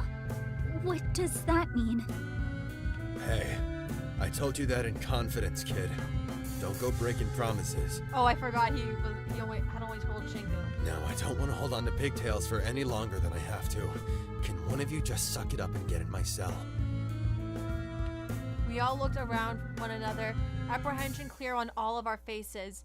No one wanted to risk being alone in that room with Fu and someone else. Eventually, I spoke up. What if we all went in? Does that work? That way, you get someone in there, and no one has to be alone. Since you wouldn't do anything wrong if all of us were watching, right? I wasn't planning on doing anything wrong in the first place. Just what I needed to do. But that's fine by me. Some witnesses would actually be helpful. Okay. Are you sure? I don't know about this. Well, I don't want to leave Takiko like that, so we're all going in. Right. I just hope Taka will be okay going that long without going to the infirmary. Really? I'm fine. Maiko already home. I can hardly feel anything. It's like it's all gone numb. That's not normal. That's really not a good thing. Finally, Jesus. Sorry about that, kid. We're all friends here. Fu let go of Takiko's arm once we all filtered into his cell, Takiko glaring at him as he did. The cell hadn't been set up in any particular way. There wasn't anything that stuck out as potentially dangerous. The lack of setup almost unsettled me more for what Fu needed us to do. I assumed it was some dare-related thing, which meant there was no way it could be anything good. Take a seat, make yourself comfortable, but don't worry, it shouldn't take too long. So, what exactly do you need? First and foremost, I need 2 volunteers. I don't care who, just preferably 2 people around the same age. Any takers? Everyone was a little apprehensive at first, but eventually someone stepped forward. If it gets this over quicker so we can get Taka to the infirmary, I'll volunteer. Sugi? Well, that's 1. Any other takers? If they're doing it for me, then I'll do it. The small girl interrupted, stepping forward. No boys? Well, to each their own. I'm not one to judge. It's not like we're doing this properly anyway. What's that meant to... Let's just get this started. What do we need to do? Alright, well, first and foremost, Fu pointed to a small red teapot placed on his desk, steam pouring out from the top of it. You 2 pour everyone tea. Pigtails, you give some to Taka and me. Bowhead, you do Shinku and Pinky. Huh? That's all? Wait, is his dare just that he needs to have a tea party in his room? No, it can't be that straightforward if it's this intricate. Yup, simple, right? Told you I wasn't going to harm you. Alright. Takiko didn't say a word as she approached the teapot and poured 2 of the gold-rimmed cups, walking over to Fu and silently handing him it. Whoa, whoa, whoa. Slow down there, kid. I'm just doing exactly what you asked. What's wrong? Fu looked away as if he couldn't bear to meet Takiko's eyes. I need you both to bow slightly and thank whoever you're giving it to as you do it. Takiko looked at Fu for a good long while, a small smile curling on the corners on her lips as she bowed slightly and held out the tea. Thank you for being such a wonderful father. I'm sure your daughter is lucky to have you. It's a shame she can't be here. Isn't it, Mr. Wang? Fu seemed to flinch at that as he took the tea. Yeah, isn't it just... Asuka approached me and Maiko, clearly apprehensive about this all themselves, but just trying to get through it for the sake of getting Taka help. Maiko, thank you for being strong enough to keep going, despite everything. I know I've been distant lately, but I'm glad you're still here with us. I hope you can continue to find it in you to keep going. Maiko nodded quietly as she took the tea, taking a sip and almost immediately pulling back, burning her tongue on it a little bit. Asuga next turned to me, handing me a cup with a small bow. Aunt Shinku, thanks for taking care of Maiko. I'm really grateful someone's keeping an eye on her. Thank you. I hope you can continue to guide her through this. Just don't put it all on yourself, okay? I took the tea from Asuga, seeing a small lotus root in the bottom of the cup sweetening it. This whole thing seemed a little strange to me. Regardless, I took a small sip of the tea and nodded my head in gratitude. As I did, I saw Takiko approaching Taka, holding the cup of tea and staring at him for a good while before lowering herself slightly into a bow. Taka, thank you. Thank you for taking care of Sugi when they need it. Whenever they feel all alone, you really are someone special to them. I'm blessed to fill your shoes when you can't be there for them. Asuga looked across the room at Takiko, a strange look of apprehension on their face before they quickly turned to Fu. Okay, we did your silly tea thing. Can we go now? Soon. Just one more thing. You two meet together. It'll be quick, I promise. The two of them shuffled over to stand right in front of Fu, the two of them looking directly at each other, but it felt like there was a distance between them. I need you to bow 3 times, once to the heavens and the earth. To the heavens? Asuga quickly bowed. And the earth. Takiko followed suit, keeping her eyes on Asuga. Secondly, to your parents. To my mother. To my parents. God rest their souls. Oh, poor girl. They both bowed once more. And finally to each other, and the years of happiness ahead of you. To you. Asuga swiftly bowed to Takiko. To the years of happiness we have ahead of us, and to you, Asuga.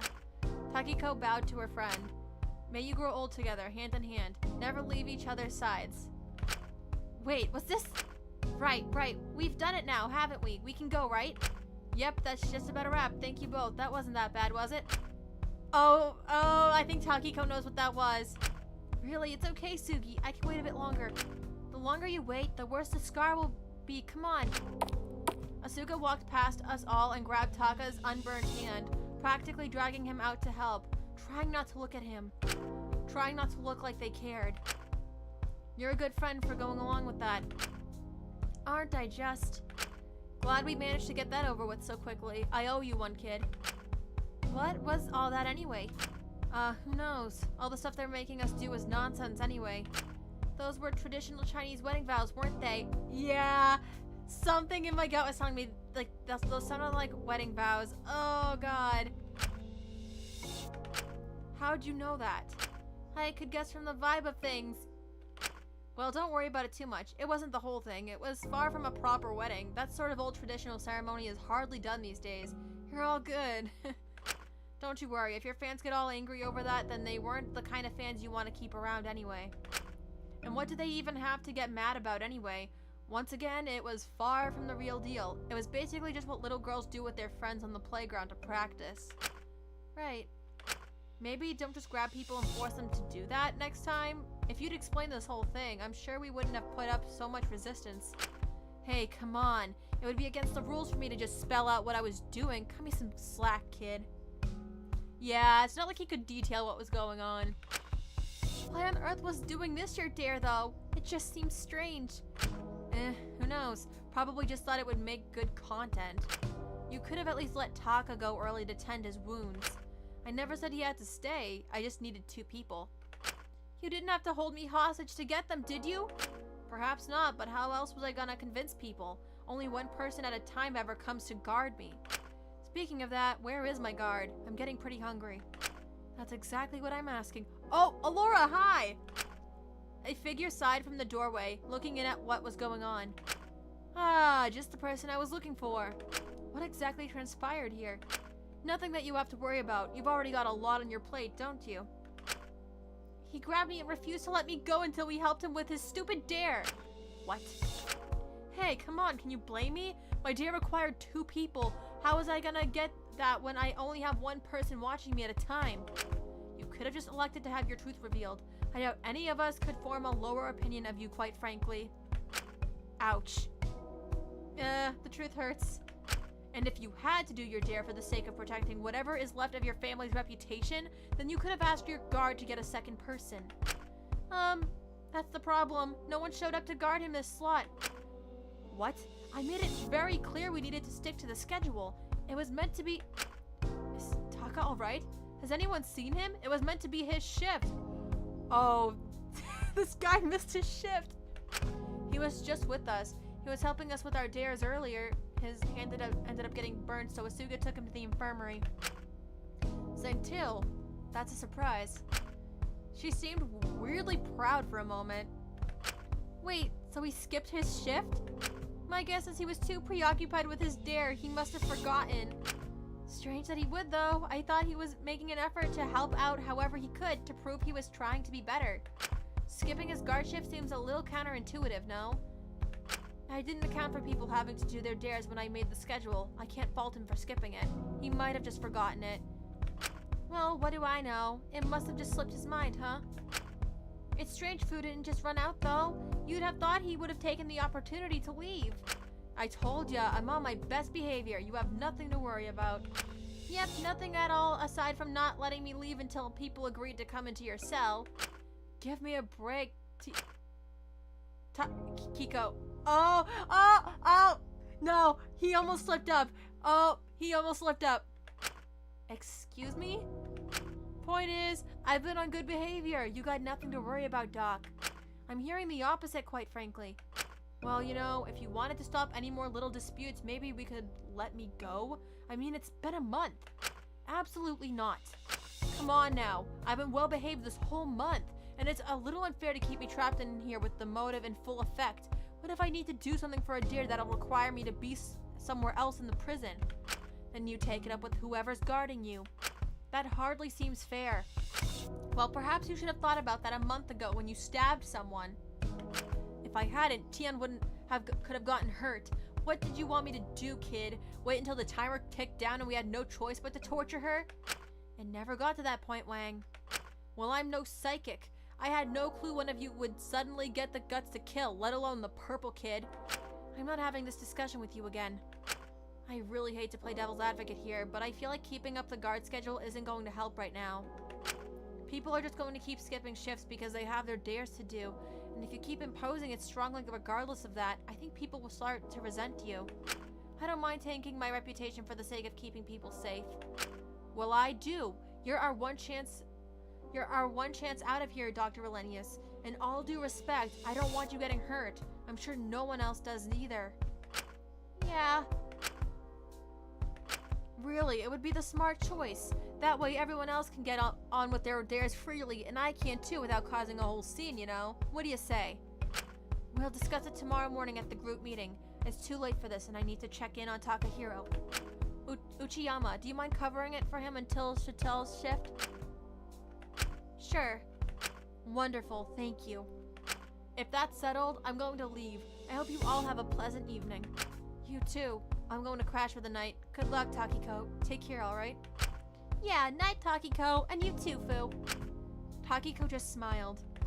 Of course. Sleep well. Don't die. Thanks once again. Fu is such a weirdo, and for what? I watched Dr. Relenius walk off to the infirmary fairly quickly, leaving me and Maiko standing in the common room. Luckily, Takiko wouldn't be left with Fu for long. It was almost time for the night shift. I was just about to go to my cell for the night when Maiko stopped me. Shinku. Maiko. Is everything okay? Yeah, of course. I just wanted to say thank you, really. What for? I don't think I've done anything all that special. For helping with my dare, for being patient with me, for letting me do things at my own pace. I haven't felt this cared about in a long time, Shinku, so thank you. If you keep being this nice to me, I am really going to get way too used to this, so you better stop before it's too late. I'm not giving up on you, Takiko. I can't read, chat. I'm tired. Maiko, I want to be there if you need me, alright? You promise? I promise. Before I could say anything, I felt Maiko wrap her arms around me and squeeze me into a tight hug. It felt just like, good night, Shishi. I'll see you tomorrow, okay? Shishi? What? I think it's a cute nickname. Don't you like it? Sorry, did I say something weird or... No, it's fine. You can call me Shishi. That's cute. Really? Yay! Maiko giggled and let go of me, beaming at me. Now you've got to come up with a nickname for me to match. Only if you want to, of course. I just think it would be nice.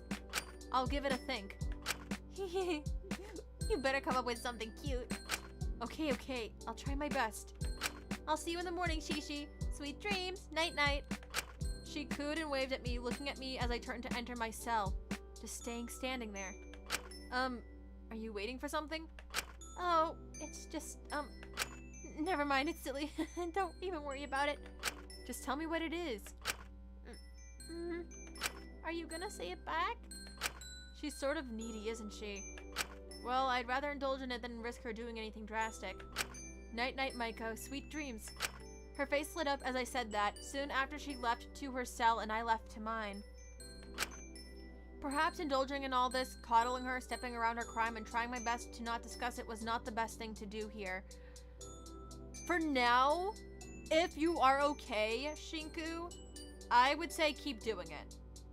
But if it starts to eat up at you, maybe have someone else tap in. That's just my take. But in truth, I wasn't sure what I was meant to do. I just knew I couldn't let her attempt again. I couldn't let anyone down like that. I was only doing all this to make up for what happened. But after feeling that hug, maybe there was another reason I was doing this. Maybe I was just awful and selfish. Or maybe I just missed you. And how quickly you'd latched onto me that first day in the prison. Oh.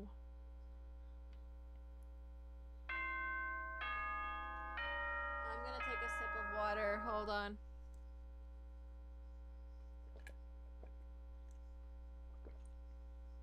Okay. Here we go.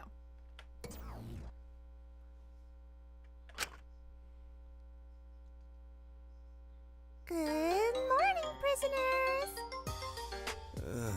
What? What could that cat possibly want? It's midnight. The monitor in my room had switched on right as the clock struck 12, waking me up from my rare bit of slumber. Your first day of Truth or Dare has officially concluded! Congratulations to everyone who managed to do their dares. Those who failed to do their dares, and thus chose truth by default, are the following prisoners. 01. Shinku Kutsuki. 06. Alora Lenius. 07. Taka Takahiro. 08. Is Mimi Cersei. And prisoner 10. Asuka Santil. Your level 1 truths will now be revealed to the rest of the prisoners and subsequently posted on all your social media accounts and supplied to various media outlets. Oh, fun. Here we go. Let's start with Shinku's first truth. For many years now, when you feel lonely, you have written fiction where you inserted yourself into a romantic relationship with your favorite idol, Yuya Penya. Uh-oh. Maiko's not gonna like that, I don't think. I'm just realizing that. Oh, shit. Oh god, Ezekiel is never going to shut up about this one. Okay, that one's just pathetic. Really fucking funny though, not gonna lie. Now on to Alora. Despite your stoic nature, you have an extensive doll collection you spend absurd amounts of money on. That's not that bad. That's not that bad. Kinda more telling that you consider that a secret than the secret itself, but perhaps you're not quite as mature as you want people to think, Why does dolls automatically make you immature? What? What? It was kind of endearing to be honest, but I'm sure she'd find it embarrassing. Let's see about your little lab assistant next. Taka's first truth is the following. You used to make alternative social media accounts of fake people to interact with you and pretend to be your friends. That's just sad. What? Sounds about right for Taka. It's pathetic, but not worth swallowing a live fish over. I don't even know what to say about that one. That's just kind of sad and pathetic. Luckily, we have something even more pathetic. Is Mimi's first truth. Oh. As a teen, you used to repeatedly fantasize about being a goddess with a harem of nymphs who were unconditionally in love with you. Okay. Okay, interesting. Wow, what a freak. That's just straight up weirdo behavior. Yeah, I'm not surprised after what I saw her say earlier. Christ. And finally, let's finish off with Asuka's first truth. The highest score you've gotten on a test is 40%. And you're pretty proud of it. Now I just feel bad. Why we gotta slander them? Oh, Asuka, honey. Huh, that's kind of strange. Asuga, you always seem sort of wise, or at least sensible to me. You'd think they do better in school. I have a theory as to why they might feel that way. Maybe with them being so busy with their troop, maybe it's like, it's the things like that that count. That's just my take on it. That's what I think. Anyway, those are all the day one truths. As you can see, they're kind of all just embarrassing and pathetic. Well, don't you worry. We'll be upping the stakes tomorrow. Stay tuned. We've got some real juicy shit to spill eventually. Oh boy. Okay, now go back to bed. I've got shit to prepare for tomorrow. Okay, bye Mononeko. Yeah, I was dreading the ridicule that would come with tomorrow. And to see just how high the stakes would be raised. But that was an issue for the next day. I didn't want to deal with it yet. So, closing my eyes, I fell asleep. Escaping everything for just a few more hours. Lame as fuck secrets lockdown is low-key. What? Okay. Okay, I'm gonna save. It's always good to save, guys. I'm gonna check the chat real quick. Oh, hi Lampchu! Welcome to the stream. I hope you're doing very well. And, hold on. I actually remember a YouTuber making alt accounts that were literally him commenting on his own videos with praise. That's just sad. Embarrassing and sad. And that was 2014. I don't even want to make fun of someone that does that. That's just sad.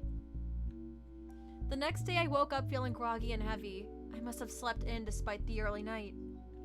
I guess getting woken up by all the truth being revealed in the middle of the night must have disrupted my sleep quite a bit.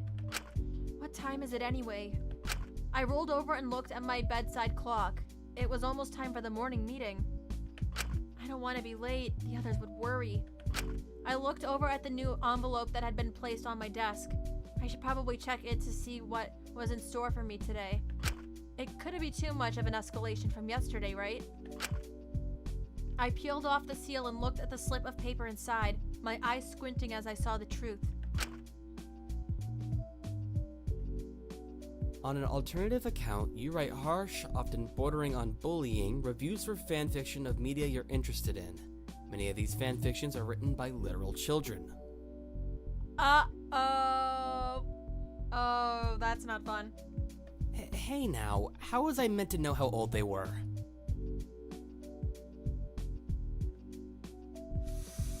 I don't know what to say to that.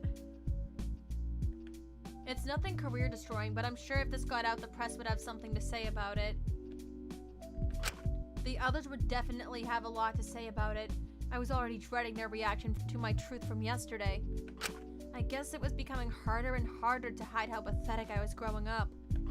Still, this one could impact things with publishers, so I should see what that dare is. Maybe it's something feasible.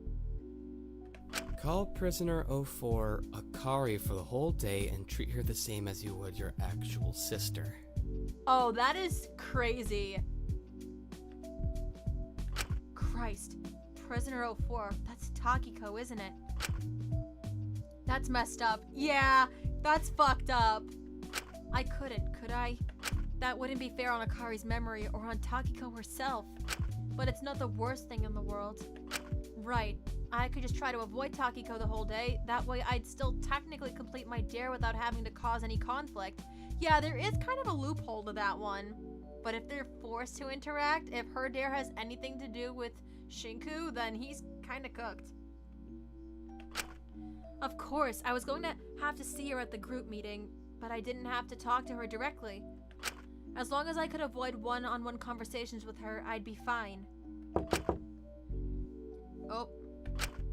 My train of thought was interrupted by a small knocking at my door. I quickly moved over to open it. Hey, is everything okay? I paused, seeing who it was. Oh, it's you. Huh? Why are you staring at me like that? Were you expecting someone else? Well, so much for my plan. I called it! I called it! No, don't worry, you're all good. What do you want? Can I help you with anything? Laura just wanted me to get you. Everyone's already gathered for the meeting. We're just waiting on you now. I figured you were cooping yourself up out of embarrassment or something, but I think avoiding the meetings would just draw more attention to you, honestly. Yeah, I know. My truth is silly, but I'm fine. Really, I'll be there in a second. Can you just go? I was just about to leave. Oh, he's talking to her like he would his sister. Wow, someone's on edge today. Something the matter? Trust me, out of that bunch of secrets, yours was far from the most embarrassing, I'll tell you that. You might have to deal with Maiko, though. She's been weird about it. I was thinking that, too! I said that earlier! Great. Sorry, I didn't mean to be rude. Let's just get to the meeting, alright? Alright? Oh, he almost just fucked up. Takiko raised an eyebrow at me for a moment, clearly having caught onto the fact something was wrong. Alright, fine by me. She turned around and led me to the canteen, where everyone else was already gathered. Takiko, kill him. Do it. I know you have it in you. What? Why are we trying to incite her to kill him? Hello? There was an awkward tension in the room, most people keeping to themselves. They all seemed to stare at me as I entered, but no one said anything or made any strange comments. Perhaps we were all going to be reasonable about this. Morning, idol boy. Did you have sweet dreams last night? Morning, Really? Lyra. What? What did he just say? God, what took you so long? Dream about getting backstage VIP access or something? Oh god, now they're gonna bully him. Oh, trust me, there was definitely some kind of backstage access, if you get what I mean. Hey! God! So not cool! Oh, yeah, Maiko's kind of grossed out by this. I would advise you didn't. Chatel, Elias, remember what we talked about.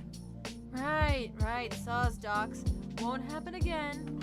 I slunk into the corner next to Ismini, who looked incredibly worse for wear, an exhausted expression on her face as she tried to keep to herself.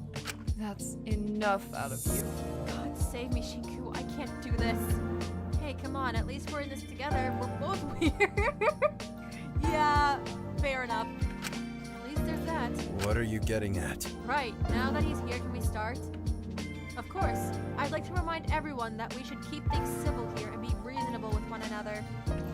We are in a killing game. We have enough problems as it is on our hands. We don't need to be making more for each other. Not to mention, we are all adults. I would like to hope we're all above childish insults and mockery. Seriously? You've been here for 2 months. I think by this point you should know that isn't really the case. Well, I can still hope. I just want to ensure we can have a productive discussion here and eliminate all possible conflicts or sources of unnecessary stress.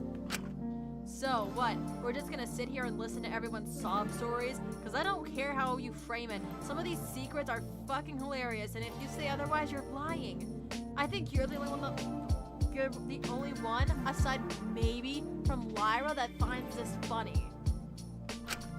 What I'm saying is that everyone has parts of their life that are embarrassing. I want to show people that choosing to ignore their dares is a valid option by demonstrating no matter how bad a truth may seem that we can have a mature discussion about it. There's no telling how severe these dares may get. I do not want people choosing to do a dangerous or reckless dare because they feel like they have no other choice. Wait, Yeah, I mean, that's a good sentiment, don't get me wrong, Lori. But, you know, even if we can discuss our secrets here, it doesn't really stop the issue of them being posted to all our social platforms and being given to media outlets, does it? Yeah, and that sort of channel can be detrimental for people whose careers rely so heavily on their image. You understand that, right? Well, this whole thing is being streamed anyway. All of our crimes are gonna come out eventually. Even if it's on the dark web, it'll leak out to the surface web eventually, especially if people are looking for us. I know your verdict probably makes you think otherwise, but once your crimes come out, things are never really gonna be the same, are they? Even if the people watching this shit forgive it, I doubt the general populace will be as kind. I still want to believe in my fans. Besides, people can surely understand that I don't control my fan base. I just feel it's unfair to hold me responsible for the actions of millions of other people. Fan bases attack people regardless of who you are. Even if you just reply to something negatively, they'll go after it. Did you want me to just curate every little thing I said? Are you insane or just stupid? Either way, it's totally unreasonable. Well, you weren't exactly innocent replying with no clue what would happen, were you? You of all people should know. We're getting off track. I understand your concern, Uchiyama. I cannot control anyone's individual actions. Ultimately, what you choose to do is up to you. But if these live streams will surface regardless, at least discussing them like this won't only give you a chance to explain your truths to everyone here, but also to the wider audience who will be watching this for explanations. Right, that's like a morning full of apology videos. I think it's a great idea. Talk. Morning full of apology videos. I think we were getting that even before the motive. I think. For a woman? What? Even Alora's confused. What? I assumed it was a dare thing. Thank you, Takahiro. Now, can we get started? Please, I'm sure everyone's got shit they want to do today. So, how are we gonna do this? Just talk about them in the order they were revealed? That seems like the most fair way to do it to me, which means we'll be starting with... Their eyes all slowly gravitated towards me. I felt my palms growing sweaty. Hey now. Kutsuki, remember, there's no embarrassment here. I mean, I don't really know what to say. Yeah, I did that. It's super embarrassing, but I've always been a fan of her. What can I say? I never really had the chance to date growing up since I was so busy with work and writing, but I found myself listening to her music while I wrote, and I don't know, it always felt like in a weird roundabout way.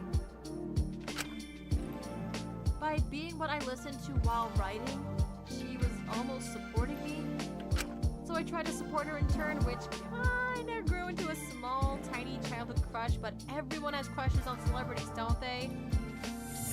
I mean, yeah, that's totally normal. It just makes me giggle a bit. Writing fanfiction about real people is kinda weird, but there are more harmful things you could do. Exactly, like murder. Also, I'm thinking, I'm gonna assume Shinko was still a child writing this stuff. So, it's, again, definitely not the worst thing in the world. It's just utterly embarrassing. Okay, I feel like that's a few too many jumps ahead. Well, I, for one, would be flattered if someone wrote fiction about me. I wonder if anyone has me as their celebrity crush. Dream on, kid. Fu just there to burst that little bubble. You seem to be a little off-put by this all. Do you have something to say? Oh, no. Don't mind me. I guess it's just a little strange to me because I do know Yui in person. She's a friend to me. Didn't she cut you off for being a fucking weirdo? Elias, remember what we agreed to when it came to Yuzuki's Well, it's getting fucking ridiculous. She's 28. I think she can handle not being coddled for 5 minutes. Do you hear her? It's like she doesn't even realize she did anything wrong. Hey, I mean, it does get to a point. Kid's got a point. We'll discuss it when she's in a better place. And how long do you think that's going to be? I should stop this before it goes any further. I don't want Maiko getting hurt. I can see her growing anxious. I should change the subject. I know it's strange, but if it makes you feel any better, I haven't written any for a few years. I grew past that point long ago. We can talk about it later, okay? Okay. Great. Wonderful. I'm glad that's been sorted. Now, does anyone have any questions about my secret? The one about the dolls? Quite frankly, I'm confused about why that was your secret. Yeah, it doesn't seem bad or harmful or anything. I don't know why you'd be embarrassed by it. I've just been expected to keep a mature image from quite a young age. It conflicts with my professional look, so I'd rather my hobby stay private. It is rather childish to collect dolls, I concede, but I've always enjoyed it. It's been a nice change of pace from the rest of my life. It grants me quite a bit of peace. I don't really see how that's childish. That's like adult men collecting like action figures from like television shows or like cartoons and shit. It's like, it doesn't have to be like that, but it sucks that in the field that she's in that she has to go through this. How much have you spent on them over the years? I'd rather not disclose that. I bet 50 it's over 1,000. Higher. Holy shit. So it is more like 10. Now I'm sure we've all got lots we'd like to get on with, so let's discuss Takahiro's. Do we gotta? It just kind of bums me out. Hey, it's not that sad. Everyone makes alt accounts to post positive comments on their photos. I never did that. Oh, Pet. Oh, darling. I mean, we've known for a hot minute that he's kind of pathetic. Like, you find this surprising? Have you even been around for the last 2 months? Hey, I just liked feeling like I had friends, okay? This was pre-Sugi. I stopped doing this after I met them. Wait, so all those overseas friends you told me you had back in Belgium when we first met, they were probably fake. Yeah, surprise, surprise. I just didn't want you to think I was a friendless loser or weird. You were the first friend I'd ever really had. I didn't want you to drop me or anything. But I didn't lie about anything else. I pinky swear, just that. Sure. Are you mad? Come on, Sugi. It was ages ago. I'm different now. You're not quite girls in your emotions and overreaction. What? He seemed to wince as he said that. Yeah, this has to be for a dare. It's going to be a long day, isn't it? I'm not mad. But then why do you have that look on your face? I just feel bad for you. I don't know. I always thought you had it rough moving to Japan on your own, but I feel sad you had so few friends in the past. You felt I'd drop you just because it was your first friendship. Are you silly? Why would I ever do that? Well, you've seen where we are now. But that wasn't because of anything like that. That was because of your crime, Taka. I made that clear. It just completely goes against everything I believe in. You've got to realize that. But now you've got me wondering if I could have stopped you from doing that from your workers, or at least made things better if you felt you could talk to me about more things. You can't put how he chose to treat his workers on yourself. That wasn't your fault. Yeah, no, Asuga, you cannot blame yourself for this. I don't know. I wish there was something I could have done, then we wouldn't be in this mess to begin with. Sugi, yeah, this is real touching and all, but I actually had a question about someone else's truth. That being? So, we all agree that Isabel's secretly a fucking weirdo, right? Shut up, shut up, shut up, shut up, shut up! Right, Cersei's truth. Do you have anything you'd like to say on that? No, not particularly, no. I think we should move on, actually. I have something I'd like to say. No, you do not. I think we don't have to talk about it, really. It's weird, but everyone has fantasies, you know. As long as it's not hurting anyone, the kid is free to... Asuga, yes, how about we talk about your secrets? As an academic from a prestigious family who has a good reputation and would never do anything unseemly, I would like to say that despite popular belief, your grades don't solely determine your worth. When you say it like that, you make it sound like they still do sort of count toward your worth. Well, yes, don't be ridiculous. Of course they count toward your worth. Intelligence is the most valuable human trait. But I must concede that there are other things of intelligence than purely academic, and throughout our time here, you have demonstrated yourself to be quite wise, even if you are a failure intellectually and on an objective level. Oh my god, that's so backhanded. Is this supposed to make me feel better? I think what Ismini is trying to say is that grades don't equate directly to intelligence, and if nothing else, you're incredibly emotionally intelligent and practical. Well, geez, thanks, but I really don't see it. I don't really see it that way. I don't think school makes people dumber. If you're studying something that you think is going to be useful for you in your future, then I don't think that it does that. It's like a situational thing. Most things that they teach in schools, though, I will say, it's fucking pointless to like 90% of the people. Don't get me wrong, I don't think I'm stupid by any means, but there is always room to grow, you know? I know school doesn't matter. I know that it doesn't say anything about me, but I do kind of wish I got higher grades, if I'm being honest. School doesn't matter, kid. I barely even went, and you've seen how far I've come. I never really even got a chance, though. I was so busy with my child modeling, I barely got a chance to attend. I missed so much that when tests rolled around, I didn't even really have a fair shot. That's what I figured. That, like, they didn't really have the time. And when they did have to take these tests, it was on, like, what little information they could have gotten. That's sad. Maybe it's just pride, but I want a fair shot at them. I want to prove I can learn, and I want to.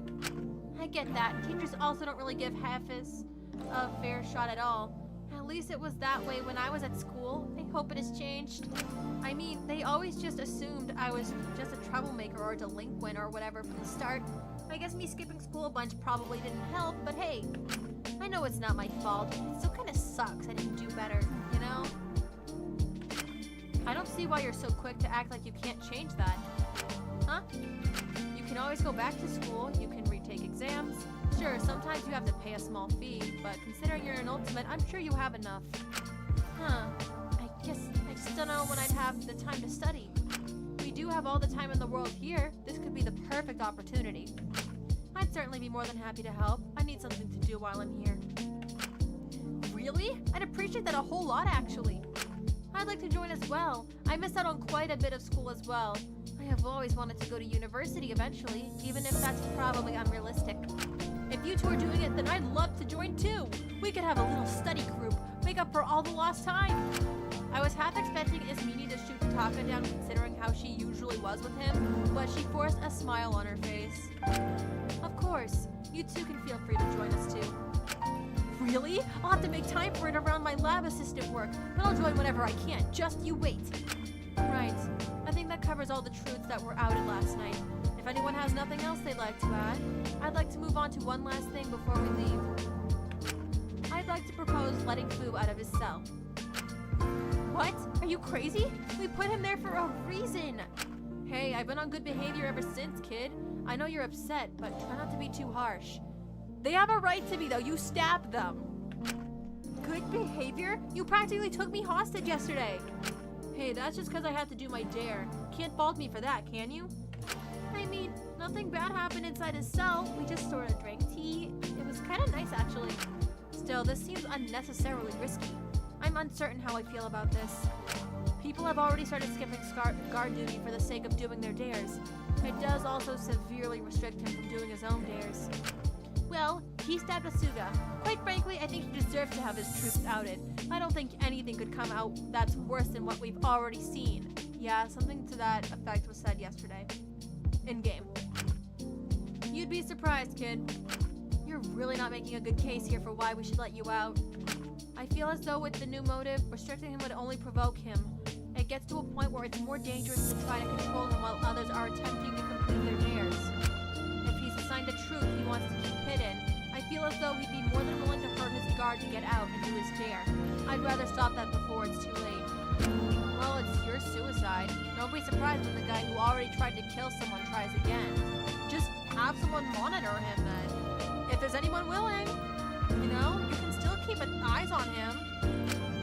Cut me some slack, kid. We're all friends here, aren't we? No. I guess, but are we really? Let's be realistic here. If it makes anyone feel better, I feel like this is the best option here. Fu told me the other day he actually enjoyed being locked up. Oh, and I'm the freak. I see how it is. Not like that is. Yeah, I'd tell you to go back to your nymphs, but I can't think of a whole single person who could stand into your ass, let alone a whole harem. Oh, Zeke, shut up. I swear to all that is good and holy, Ezekiel. Girl, there is nothing holy about you. Ismini let out a long groan. She looked like she wanted to tear her hair out. Point is, guarding food 24/7 basically lets him live life here as easily as possible. He was given food, entertainment, and constant protection. Keeping him locked up benefits him more than it harms him. Kid, I told you that in confidence. I see. That explains your good behavior a lot more. Well, if that's the case, let him loose. What happens, happens, I guess. Knowing we were basically acting as his free bodyguards and servants does make me feel a lot less good about protecting him, honestly. It was like a quid pro quo sort of thing. You were kind of scratching each other's backs in a weird way.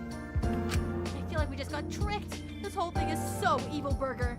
Only he could pull off something like this.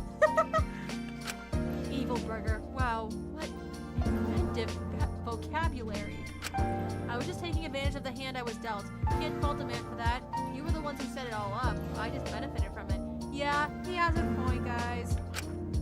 Then it's settled. We'll stop with the guard schedule. So, he'll be free? Yes, but you'll not have to worry about attending your shifts anymore. Just come to me immediately if he does anything. I'm more than prepared to take more drastic restrictive methods if needed. Don't you worry, Doc. Your old pal Wang will be on his best behavior from now on. You can trust me. Yeah, I think he's learned his lesson. Right. I don't think a month is enough punishment for him to learn a lesson from stabbing someone. Well, if that's all, I'll be off. I've got shit to do. You coming, Mai? Actually, I think I'm gonna pass today. Eh?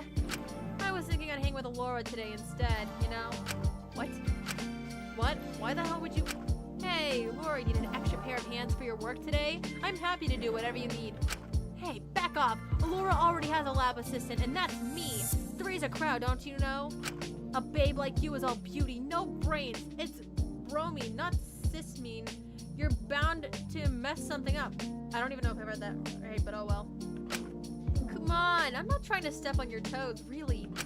Then what are you planning? It can't be nothing good, I assure you. This better not just be a ploy to obtain substances, Chattel. What? Of course not. Really? Really? If I wanted that shit, I wouldn't need to go to you. Unbelievable. I just want to do what I can to pitch in, you know? It's good to put my energy into something productive. Good way to distract from the dares. I've been doing bits and bobs of my own independent investigation as well. I have some info you might find real valuable. I doubt you found anything I'm not already aware of. I also just want a chance to catch up. We were in the same class in HP, but we barely even spoke. You were just so busy. What do you say we make up for lost time? You never really had many friends back in the academy. I can catch you up on all the shit you missed. Laura let out a deep sigh. Well, if you insist, I do have some bits you could help with. Just don't touch anything I don't tell you to. What? Sweet, I promise you I'll be on my best behavior, Doc. You don't have to worry about a thing. Sure. The group slowly started to dissolve, everyone going their own separate ways, going off to do their dares and whatnot. But as everyone was leaving, I found myself being approached by someone. Hi. Maiko. Are you okay? I'm sorry if my truth is uncomfortable for you or anything. I promise I haven't done it for years now, and want to know something kind of embarrassing? Huh? Okay. Please don't find it weird, but I used to do the same exact thing. In fact, my day one truth was practically the exact same as yours. Oh boy! Oh. But you can't judge. You did it too. And you didn't even know her. I feel like the fact Maiko knew Yui in person probably made it a little weirder compared to me. Yeah, it does. It's silly, but I liked writing us into my favorite animes or stories, into worlds where I could be someone better, someone she would like a lot more. Maiko, if she was really your friend, you would have already been good enough. She was my friend. She was, and well, I guess that's it. Was. For a long time, I was clinging to the hope that we'd get back together and she'd forgive me and we could be friends again. It is weird both ways, but when you know someone, IRL, like, I wouldn't be going around writing crap about, like, hypothetically, it would just be weird. Like, there's something internally that's just more weird than that. It's like, when you're a fan of something, it feels like teenagers just do that.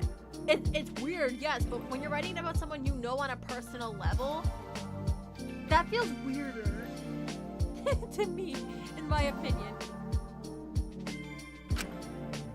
It's kind of what helps keep me going. But when I got my corrupt verdict, it sort of told me what I knew all along. There never was a chance. Thinking I'd never have a chance to be friends with her again, knowing I'd mess up that badly, it made me want to die. Maiko, you're worth more than what someone else thinks of you. Basing your worth on someone else's opinion of you is never going to go well. I don't want you hurting yourself again. Maiko. I won't. Well,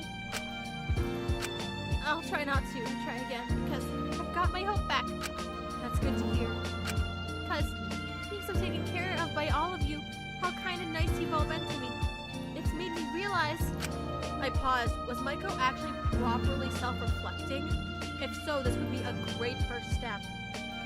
Maybe I don't need a whole different fantasy world to be someone Yui would want to be friends with again. If you guys can be kind of nice to me and forgive me, she has to. And she will one day. Maiko, I really would not count on that. Oh. I couldn't hold back my disappointment, unfortunately. Maiko. I knew that wasn't a healthy position for Maiko to take, but she was so close to making progress. Clinging onto the idea that Yui had to forgive her, if she kept believing that she'd just get hurt again. And it wasn't fair on Yui either. Not to mention, Maiko hadn't really made much personal progress. We'd only been nice and considerate after her verdict because we didn't want her killing herself.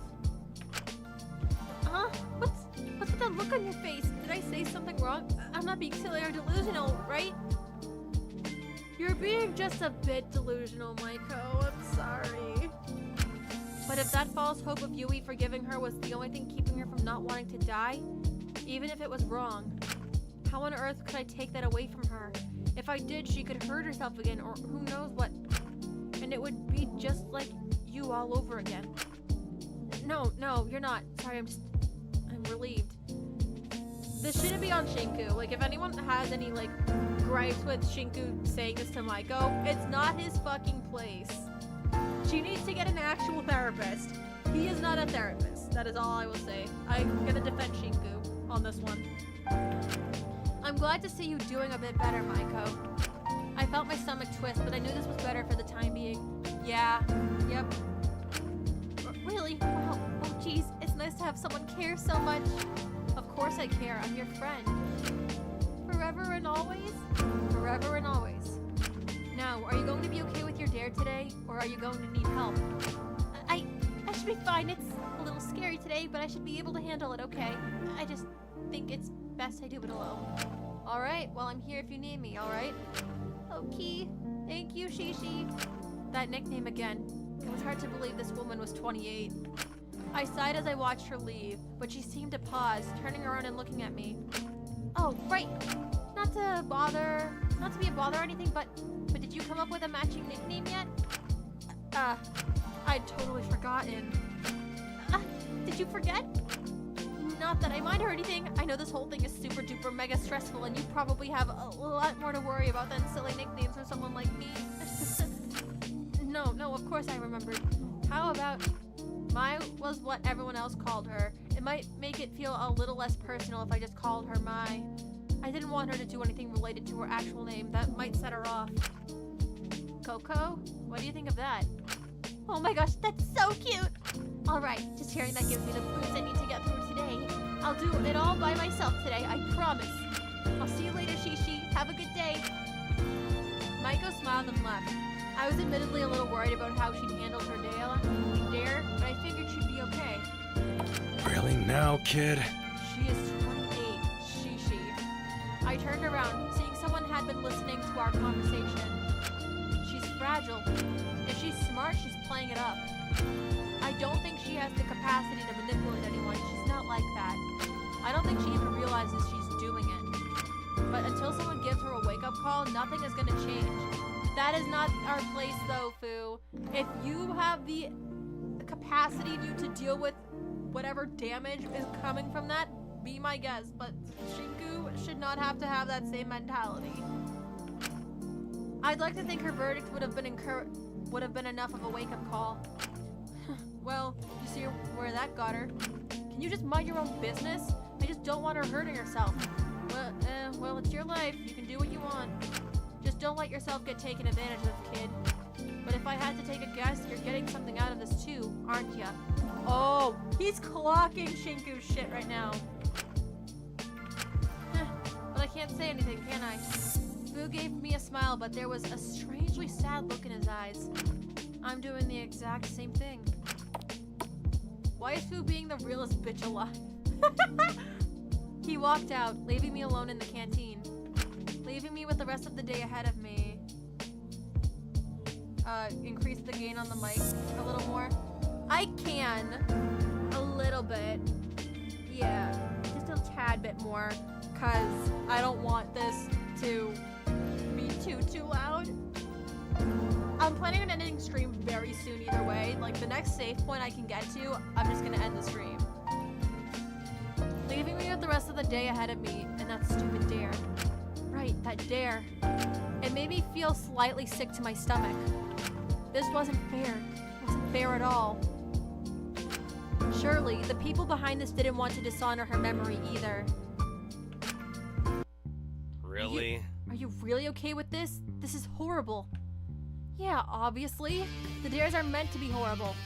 But it doesn't just hurt me, it's going to hurt Takiko as well.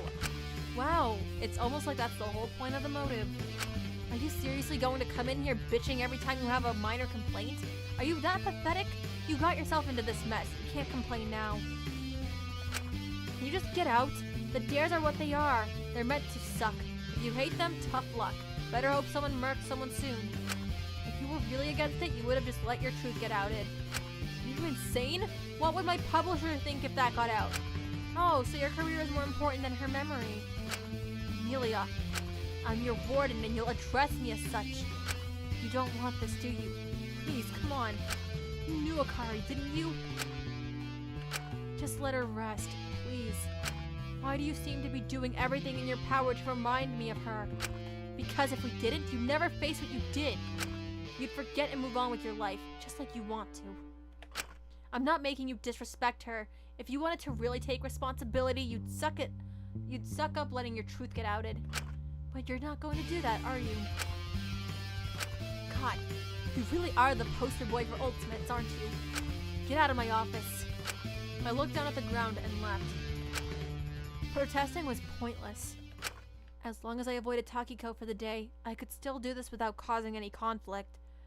Technically, Shinku has been keeping up with the dare so far, I would think. Right, that's all I had to do. But of course, things were never that simple for me. Almost as soon as I stepped out.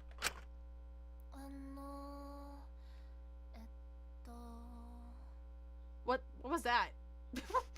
You go in there quite a lot, huh? She just so happened to be standing right in front of me. I just wonder what you're doing in there all the time. Taki!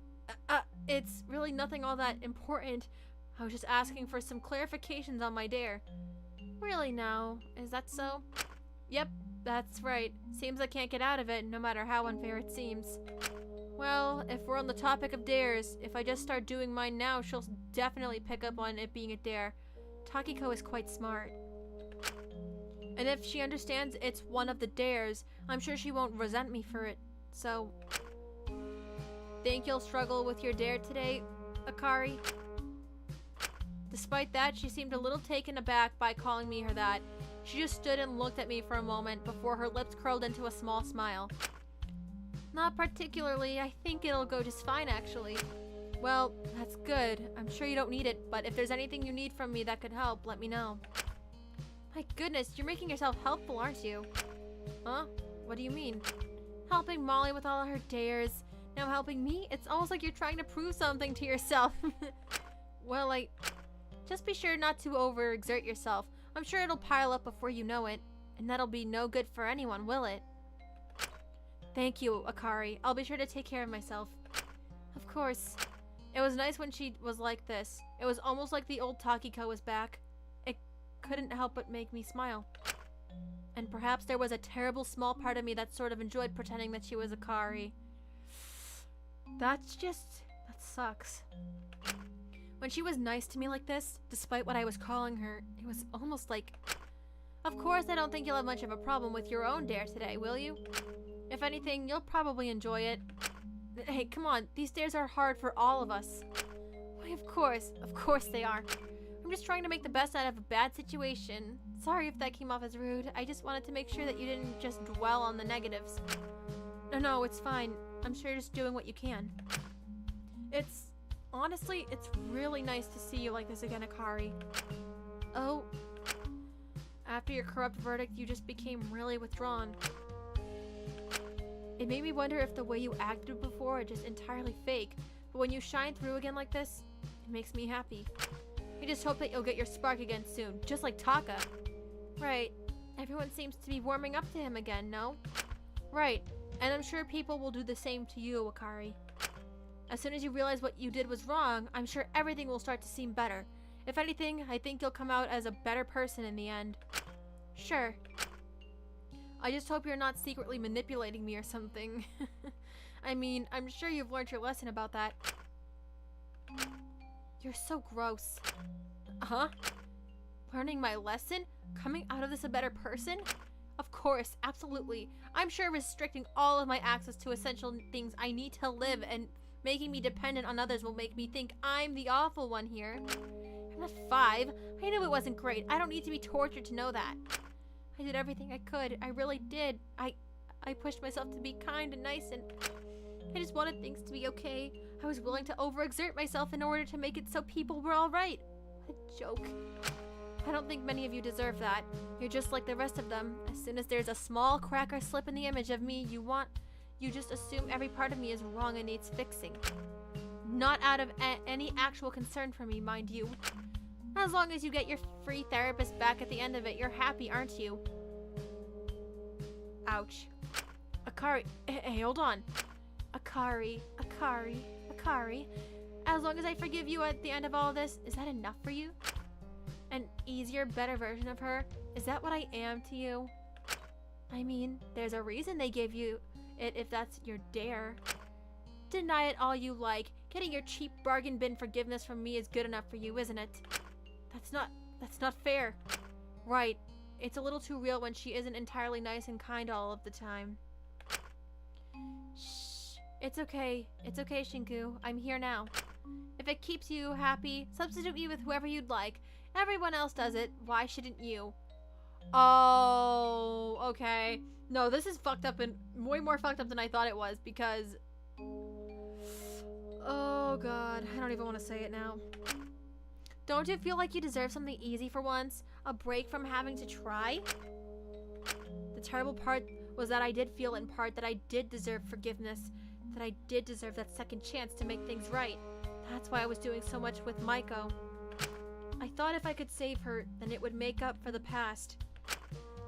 There. I'll make all the pain go away. It's okay. It's alright. Akari. You can rest now. The world is made to forgive people like you. It's okay. People will understand. They'll give you as many chances as you'd like. Lucky you. It worked out wonderfully for you. You don't even have to try to feel like a good person anymore. You just have to bring food to me, all cooked by someone else, mind you, and I'll be forced to smile and say thank you and seem eternally grateful that you're not starving me. If I don't, I'm the worst. I really feel like this is something you should take up with the audience instead of me. I just think they must enjoy watching 3 girls being dependent on and helpless. Takiko seemed to catch herself, covering her mouth and looking at me a little hesitant. I'm sorry. I'm just tired, Shinku. I'm so tired. I just want it to be enough. I don't know why nothing I do will ever be enough. I tried. I really did. I'm not. You don't need to hear this. Sorry. I shouldn't have let that all slip out. I've just been keeping a lot bottled in recently. Hey, Akari, it's okay. I just don't want to be like Taka. As soon as he got his corrupt, he was ranting and raving all over the place, making a big fuss wherever he went. I feel if I did that, I'd just be despised. I don't want to seem that desperate. But it's hard to keep pretending I'm okay with this, especially when people just love saying so many words. But don't you worry, Shinku.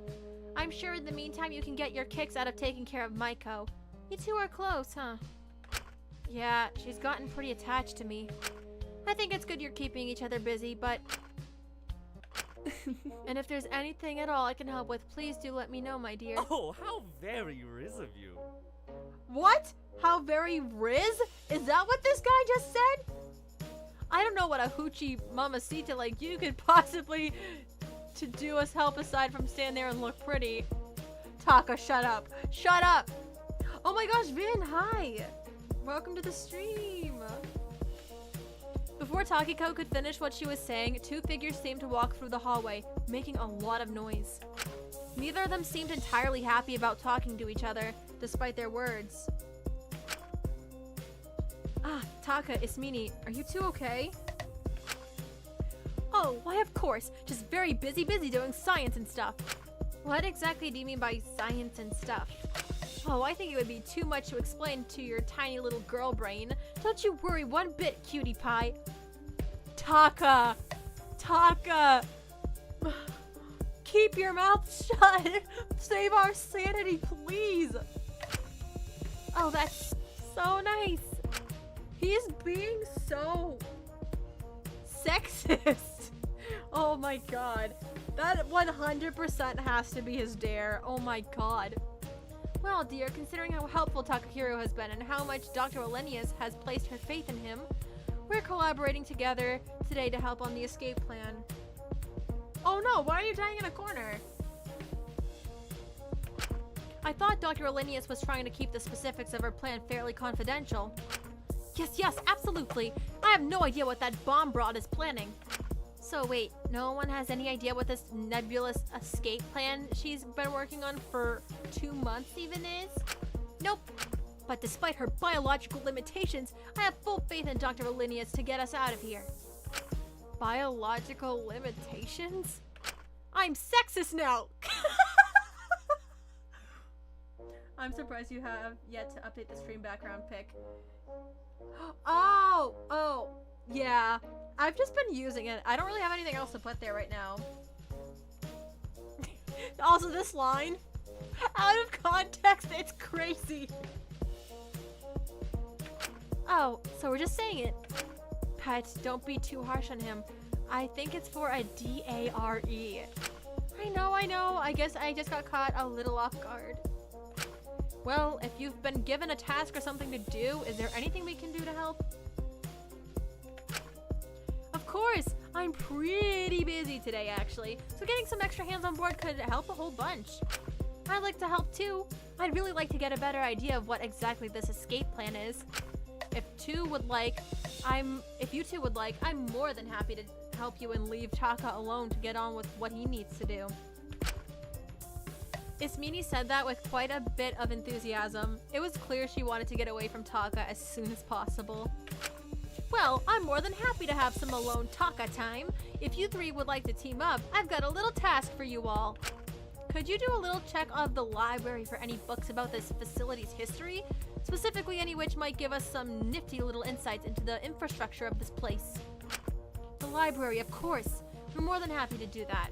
I'm sure between us we'll find plenty of books. That's a bit optimistic, but also, with 3 people, I don't think you're getting through all those books. Of course! It's not like you have to read them or anything, do you? So funny. You're so funny. Please go. I'll be off now. Let me or Allura know if you find anything useful. With that, Taka swiftly got away from the girls, his stare clearly making him increasingly uncomfortable. As Ismini left, she slowly let out a small sigh of relief. This is going to be a long day, isn't it? Yes, he certainly is fascinating. Well, don't you worry. I'm sure we can pull through together. Takiko seemed to be in a better mood again. That was good. I wasn't really sure what that whole thing was about earlier. I suppose getting corrupt was just exhausting. Yeah, for sure. Let's go try to find the library. Oh yes, it is my birth month. Oh, it's actually in 10 days from now. Fun fact. Alright, time to find the library. I gotta be honest, I don't remember where the library is. So, time to go on some exploration, guys. It might not even be over here, but I'm gonna do a quick... We all seem to suddenly pause. Some weird noise is coming out of the shower block. That's concerning. Do you think everything's alright in there? It's probably just someone going about their business. We should give them privacy. It's rude to judge. That doesn't sound normal. Akari is right. I think there's something going on. Akari? Ismini seemed to pause, looking at me with a slightly concerned expression. Well, we can worry about that later. If someone's getting hurt in there, we should try to help somehow. I'd feel uncomfortable entering in case we are just overreacting. That would just be unseemly. And quite embarrassing, I imagine, for whoever's involved. That was the excuse she gave, but I could see in her eyes that there was something deeper going on. Her showers had become briefer recently. It was clear the room acted as a reminder to her about what Dracul had done. You two are free to investigate. I'll just meet you in the library, alright? Alright, stay safe. You too, just get me if you need help. Ismini quickly stepped off down the hall, leaving me and Takiko by the entrance to the shower block. Oh god, this fucking scares me. The shower room? Let's go inside. I don't want to waste any time. Right. I said that, but my legs made no effort to move. Takiko seemed to notice my hesitation pretty quickly. Shinku. Hey, I'm here if you need, alright? It's my job after all. I suppose Ismini wasn't the only one affected. I'll be fine. Are you sure? Of course, Akari. Let's just go inside. I don't want anyone else getting hurt. Takiko nodded, and the two of us entered the shower block. It's so dark in here. The light isn't even on. Despite the noise clearly coming from here, the room appeared to be entirely empty. We both carefully took a few steps in. Hello? Hello? Is everything okay? No answer.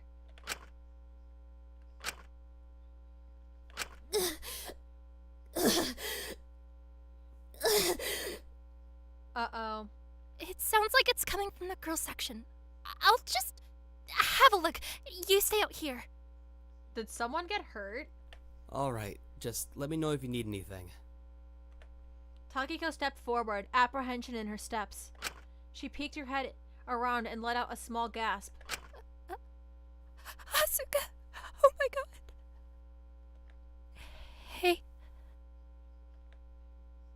Oh no, what's happening to them? Hey. Is everything okay? I'm coming over. I walked over to see Asuka crouched by the toilet, curled up, clearly having just thrown up. Yikes. Asuka. I don't know what to say. Takiko crouched down, putting a hand on Asuka's back hesitantly. Please. Please don't do that to yourself. It's not worth it. It's never worth it. Please. Oh. Oh, okay, now I get it. I know. Suki. Oh no, this is sad. Fuck! I hate this. I hate this so much. I hate the taste in my mouth. I hate feeling so small. I hate how quickly this puts me right back to when I was a kid, doing those stupid photo shoots. I don't want to be small. I don't want to be weak. I don't want to have to second guess everything I eat again. I just want to be the person people can rely on. I tried to be that in prison, but I'm so scared, Taki. I don't want to be seen as unreasonable. I don't even know what to say to this. No words. Cause if I'm not helping people, who is? Suki, you don't have to carry that burden alone. You always say that, but when you do, it always means just taking it on yourself. It's always all or nothing with you, and you're always so quiet about it. You never stand up for yourself. Or when you do, it's always way too late, and it just explodes out. I don't know what I'm doing. I don't want to make things harder for anyone here, but I don't want to betray what I think is right and wrong. I hate being this biased. I hate wanting to forgive him. I hate all of these decisions. All this pretending I don't know how miserable you are so we can just keep going the way things were. All this acting dumb. All this, she's probably just not hungry. It's just for her dare. I just want everyone to be okay. As Asuka said that, Takiko almost immediately pulled them into a hug. Asuka seemed stunned at first, but leaned against her.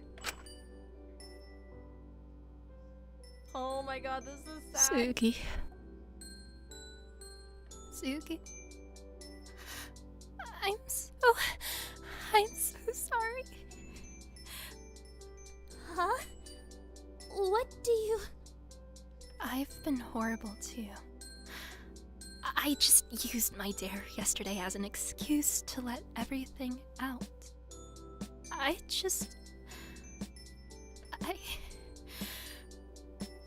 had no idea you were hurting this much.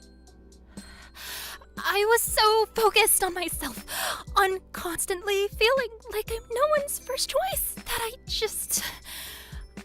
I took it out on you. And that wasn't fair. I'm the one that should be sorry, Taki. I had no idea how much you were hurting. I just kept shrugging it off, downplaying it. I kept telling myself you could deal with it yourself. I've been awful to you. I knew it. I knew it would hurt you if I ran off with Taka after everything I told you about him. But I did it anyway because I missed him.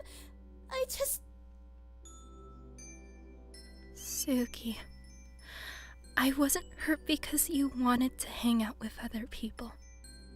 I was hurt because I knew how much he'd hurt you. I never wanted to see you be hurt. I couldn't understand why you were doing that to yourself. This is so sad. Yeah, Yon and Haley did such a good job. This isn't even done, but just what I've heard so far, this is gut-wrenching.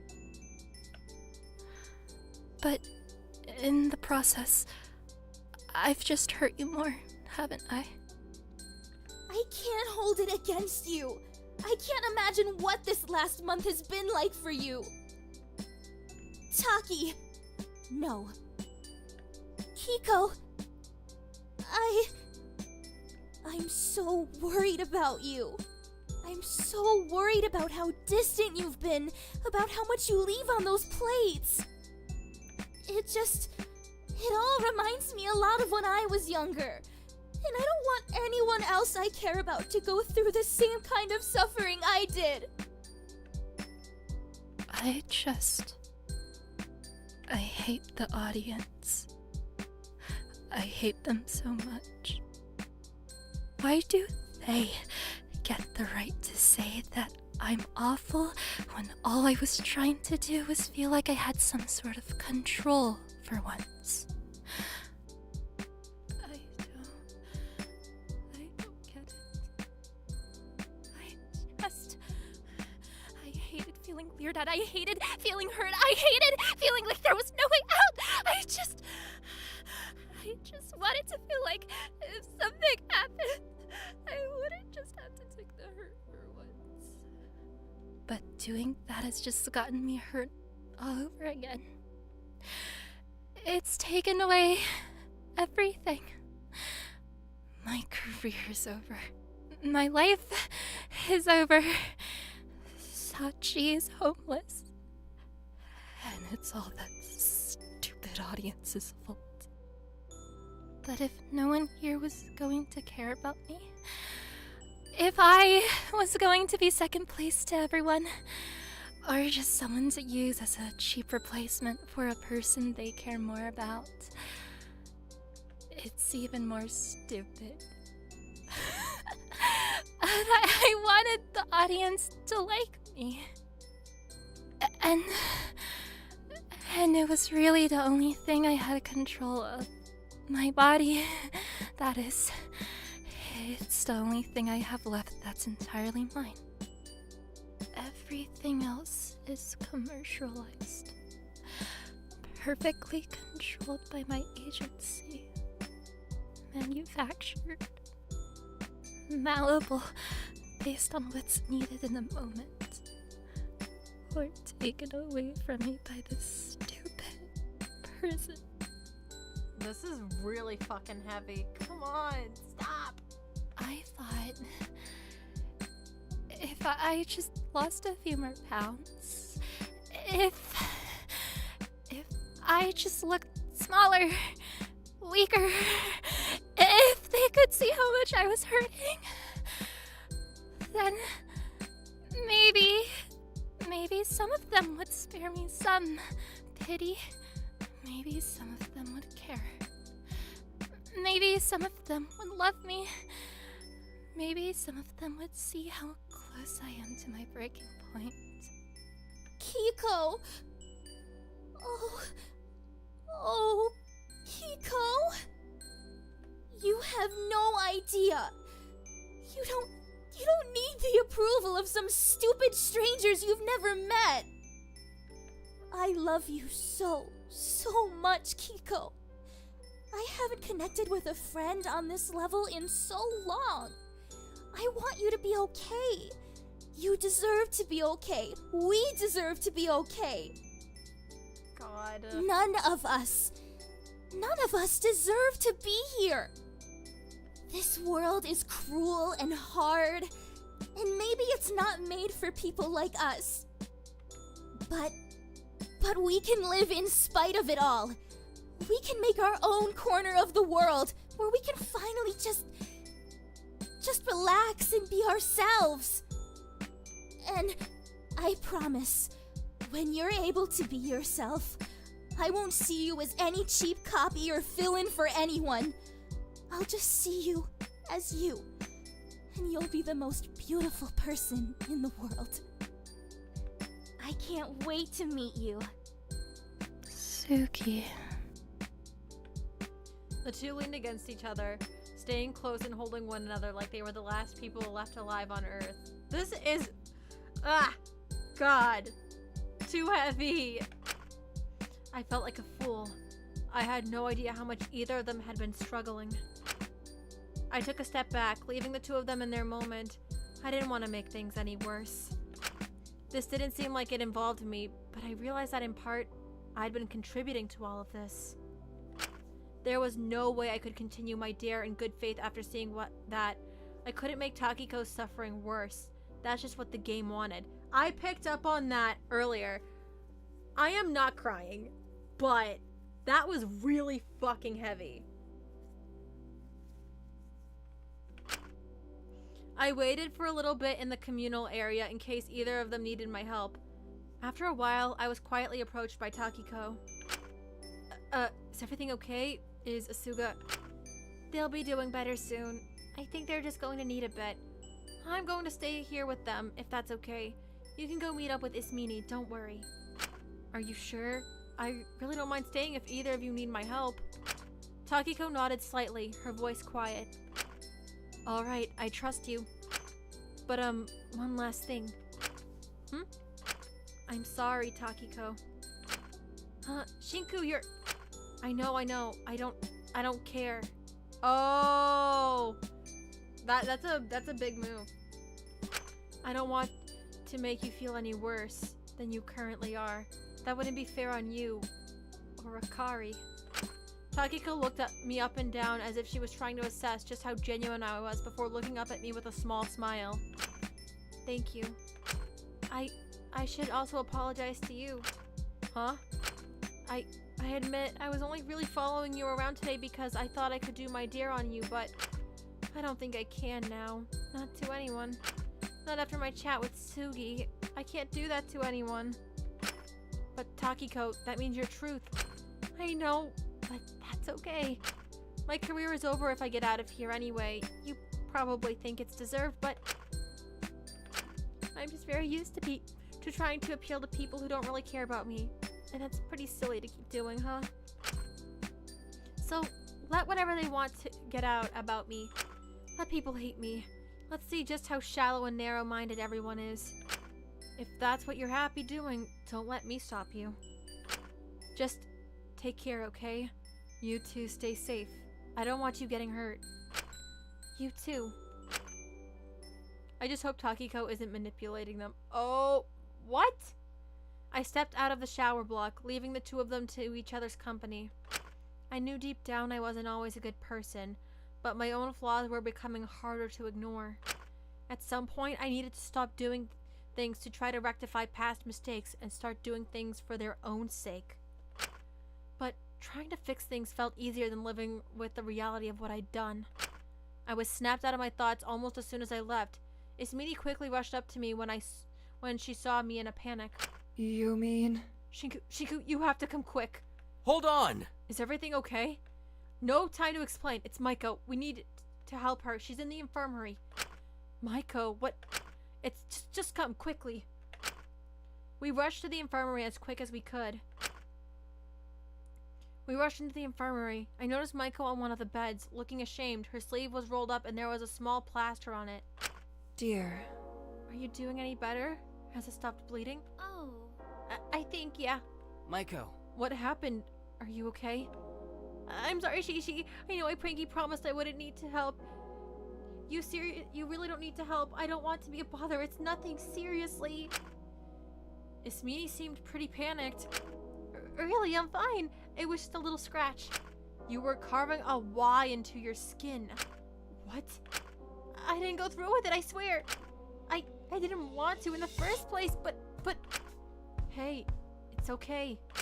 I approached her carefully and held her hand, rubbing my thumb against the top of it.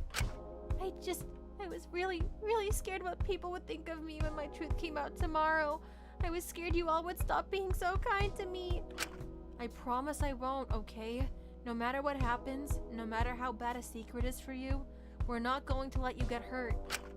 But I'll just end up hurting others. I always do. I really tried. I really did. I really tried to do it, but I couldn't.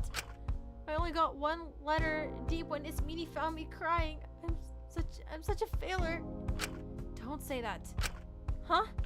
You're not a failure for doing something the game told you to do, and you're definitely not a failure for not being able to fully go through with it. I'm just glad you're okay. You really did give me a scare, my goodness. I'm just glad I patched you up when I did. Was it serious? Not really. This stuff is just touchy for me. I easily worry when I see anyone hurting themselves. I'm sorry. I really didn't mean to. I thought it would be quick, but I don't want to see her name on me. For so long, she was everything to me, but that wasn't great, was it? Wait. I based so much of my self-worth on her for so long. It wasn't fair on her. I think I'll always miss her, but doing the stare is just going to make me seem more weird to her. Okay, we're almost on the right track here. She was just everything I wasn't. Slim, pretty, made for TV. She could make friends way faster than I could. She never struggled with school. She just seemed on a whole other level compared to me. I guess by putting her so high on a pedestal and convincing myself that I was nothing compared to her, I made her less and less of a person to me, more and more of an icon. Maybe that's why I felt so comfortable doing what I did to her. I stopped seeing her as human. Or maybe you just started seeing yourself as less human because you were different from what you thought you were meant to be. I guess that's kind of it. I've always been a bit hopeless. I've just felt so different from everyone else. I think some people are just different, if you want my opinion. And those differences can be used to cause great harm or great good. Only you can really decide what you do with it. Just don't harm yourself over it, please. I know recognizing your own flaws can be hard, but it's good in the long run, I promise. Once you recognize them, you can start to work on them. I don't even know where to start. If you guys weren't taking care of me like this, being kind, this whole thing would feel like the end of the world. I just know it. Oh, I'm sure it does, because in a sense it is. Oh, okay, well, that's not reassuring. It'll feel awful for a while. It absolutely will. You will loathe yourself deeply. You'll lash out at others. You'll hate yourself and isolate yourself from everyone in hopes of no one having to deal with you. This is not really helping. But no matter how bad things get, someone will always come along one day and stretch their hand out to you and want you to do better. It's up to you to get yourself to a point where you feel confident that you can take it without digging your nails in. Huh. Then, things will start to feel better. Losing one person doesn't mean you've lost your whole world. Ismini looked over to me as she said that, Maiko dwelling on her words a little bit. Also, if I'm being more blunt, it's not worth it to engage in the cat's nonsense. Everyone has already seen the worst of you with your crime reveal, I assure you. Right. I guess if they already hate me, they can't possibly hate me more. I just don't get why you're being so kind to me now. Think of it as an apology for how I acted before your attempt. I took it too far. I'm sorry. I made you feel awful then, and I can't do anything about that now.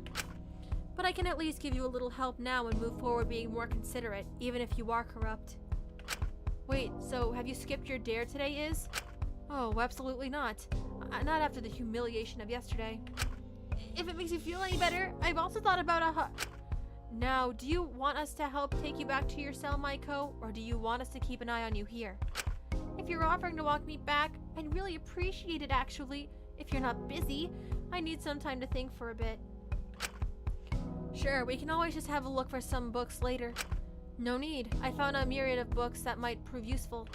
Ismini picked them up from one of the counters. It was a rather large pile of books. You found all of those that quickly? Oh my gosh, think that's more books than I've read in my whole entire life. You underestimate my understanding of the Dewey Decimal System. It is simply unmatched. I prefer Nippon Decimal Classification. It just makes a little more sense to me. But I can't deny its roots. I like the manga section and the bit where they sell all the plushies and trading cards. Okay, that's me. That is so me. That's very nice, Maiko. Anyway, we can drop these off with Allura on our way to the common room. Let's get moving. I hate when Ismini has good points. What? We wandered out of the infirmary. I was glad it was nothing too serious with Maiko, and that Ismini was able to help her before Maiko did anything worse. Alright, hold on.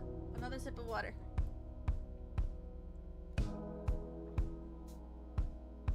Alright. But anything with Maiko put me on edge after her attempt, even if it was enforced by the prison itself. I was a little apprehensive about leaving her alone for the night. But my apprehension turned to confusion as we walked out into a small conflict occurring in the hallway. Now, let's all settle down and be reasonable. We're all friends here, no? No. Wang, it has been 1 day since we let you out of confinement. Do you understand how bad acting out already looks for you? Hey, come on. It's hardly acting out. I was just curious and wanted a small peek. If you ask me, this stuff should be public knowledge. Fu had various rolled up bits of construction paper in his arms, looking over at the two girls staring him down. Is wanting to know things such a crime? Girl, what? You could have just asked. Going out of your way to steal the blueprints just reeks of suspicion. I'm sorry, what did he do? Kid, you can back me up here. Your talent is to do with, libraries and stuff. Everyone's got a right to education, no? I don't think that's the same as stealing shit. I hardly see how that's relevant to this. Wang, you went out of your way to steal the blueprints I'd mapped out of the prison sewage system. I cannot see how such a thing would be useful to you unless you were planning something dangerous. It's just innocent curiosity, I assure you. You can't be that curious about where shit goes when you flush it. Oh my god, Lyra. Well, maybe I was trying to formulate my own escape plan, Then the maybe doesn't really fill me with much confidence on that one. If you are interested in helping, I'd much rather you come to me directly than go behind my back and potentially damage my work. Doing it like this is not doing anything for my perception of you.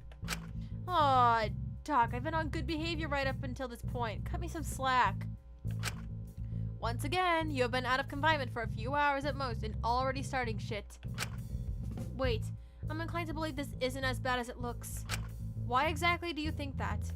I don't mean to be rude, but I believe some of you have forgotten the current motive. Wait, right, this could just be his dare. What? No, that couldn't be the case. Fu gave us several over-exaggerated winks. Dr. Elenia seemed to let out a sigh. Right, that's most likely the case. I apologize, I got ahead of myself. Don't you even sweat it happens to the best of us. This motive is so stupid. I know we can't say our dares, but there's so many ways around that rule it might as well not exist. I'll let this slide this time considering the circumstances. Just please give me back the blueprints. They're all yours. Fu raised up his hands and let the blueprints drop onto the floor, leaving us to pick them up. Dr. Elenius let out another exasperated sigh at the sight of them on the ground. I owe you one, Toots. The businessman then walked over to Maiko, pushed away her fringe a little bit, and gave her a small kiss on the forehead. What the fuck?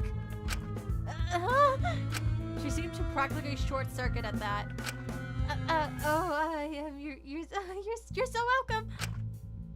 Before Maiko could even say anything, he'd already started walking off. He really knew how to get under my skin. It's hard to believe he still acts like this at 35. He's quite the character. Something about this just doesn't quite sit right with me, though. I'll get back to his cell for the rest of the night and have someone watch him this time. I'll let him out again tomorrow, but I'd rather him not be wandering around at night, at least. Yeah, that seems sensible. Oh, right, Allura, here are the books you asked Takahiro to get. Ismini wandered over to her and plopped down the rather large stack of books in her arms, which seemed to throw Dr. Valenius off balance a little. She had trouble holding them all. Oh wow, that's quite a few. I want it to be thorough. That I can see. I'm going to take these back to the lab. Chattel, can you pick up the blueprints and take them there too? Thank you. You're the boss. For how the two of them normally acted, they seemed to be working fairly well for once. Albeit, Lyra seemed to be primarily operating on autopilot, but at least there weren't any major conflicts. Dr. Valenius was so hasty to get back to work, she'd already disappeared down the hallway by the time Lyra leant down to pick up the blueprints Fu had dropped on the ground. As she did, a small bottle of pills clattered out of her pocket. Oh! Shit. She went to pick them up and slipped them back in, but Ismini beat her to it, picking up the bottle and inspecting the label, which seemed to put Lyra on edge. Hey, give that back! What is this? It's just some painkillers. It's no... Chattel. Who on earth gave you these? I know very well you can't access any of this nonsense yourself. Hey, I know you like to be harsh, but you should let her have ibuprofen if she... I promise you, these are not just painkillers. They're straight up opioids. Oh, I'd assumed we'd agreed to not give her access to any of these. Are you crazy? I'd practically stopped functioning. Do you want me to go cold turkey? Are you insane? I want to know who's enabling you. This is hardly healthy. Since when were you a doctor? Lyra, surely you can understand how severe this is. I'm sorry, we're in a killing game. It's not exactly the best fucking rehab center, is it? If you keep going like this, you'll die. You think I don't already know that? Lyra, can you stop so carelessly disregarding your own life for 5 minutes? Christ. Why do you even care? You don't even like me. You're just acting like you care because of your dare or whatever. It doesn't matter. I don't want anyone hurting themselves like this. That's no way to live your life. Sure, you're capricious, obnoxious, lazy, disrespectful, and have no regard for anyone, including yourself, but that does not mean you should die. No one deserves to feel small, like they have no choice, like they have no other option. That includes you. And it's frustrating how you keep running around and destroying yourself and others because you just decided that's the way you are. It's cowardly to lie to yourself, to act like there's no other way because you're scared of change. Stop this nonsense, Lyra. You're just making excuses to stay in your misery. You keep acting like there's no way out and that you just trick everyone with your books or whatever stupid lie you've made up with yourself. When the only person you trick is yourself, thinking that this is some big romantic tragedy, tragic way to live. Quite frankly, it's just sad and pathetic. Christ, people like you drive me crazy. Why do you care so little about yourself? It's ridiculous. Maybe that was a little harsh. No, she's right on the money. God, I think I'm going to go. Laura is probably waiting. Hey, she didn't mean... Thank you, Please don't stop doing that.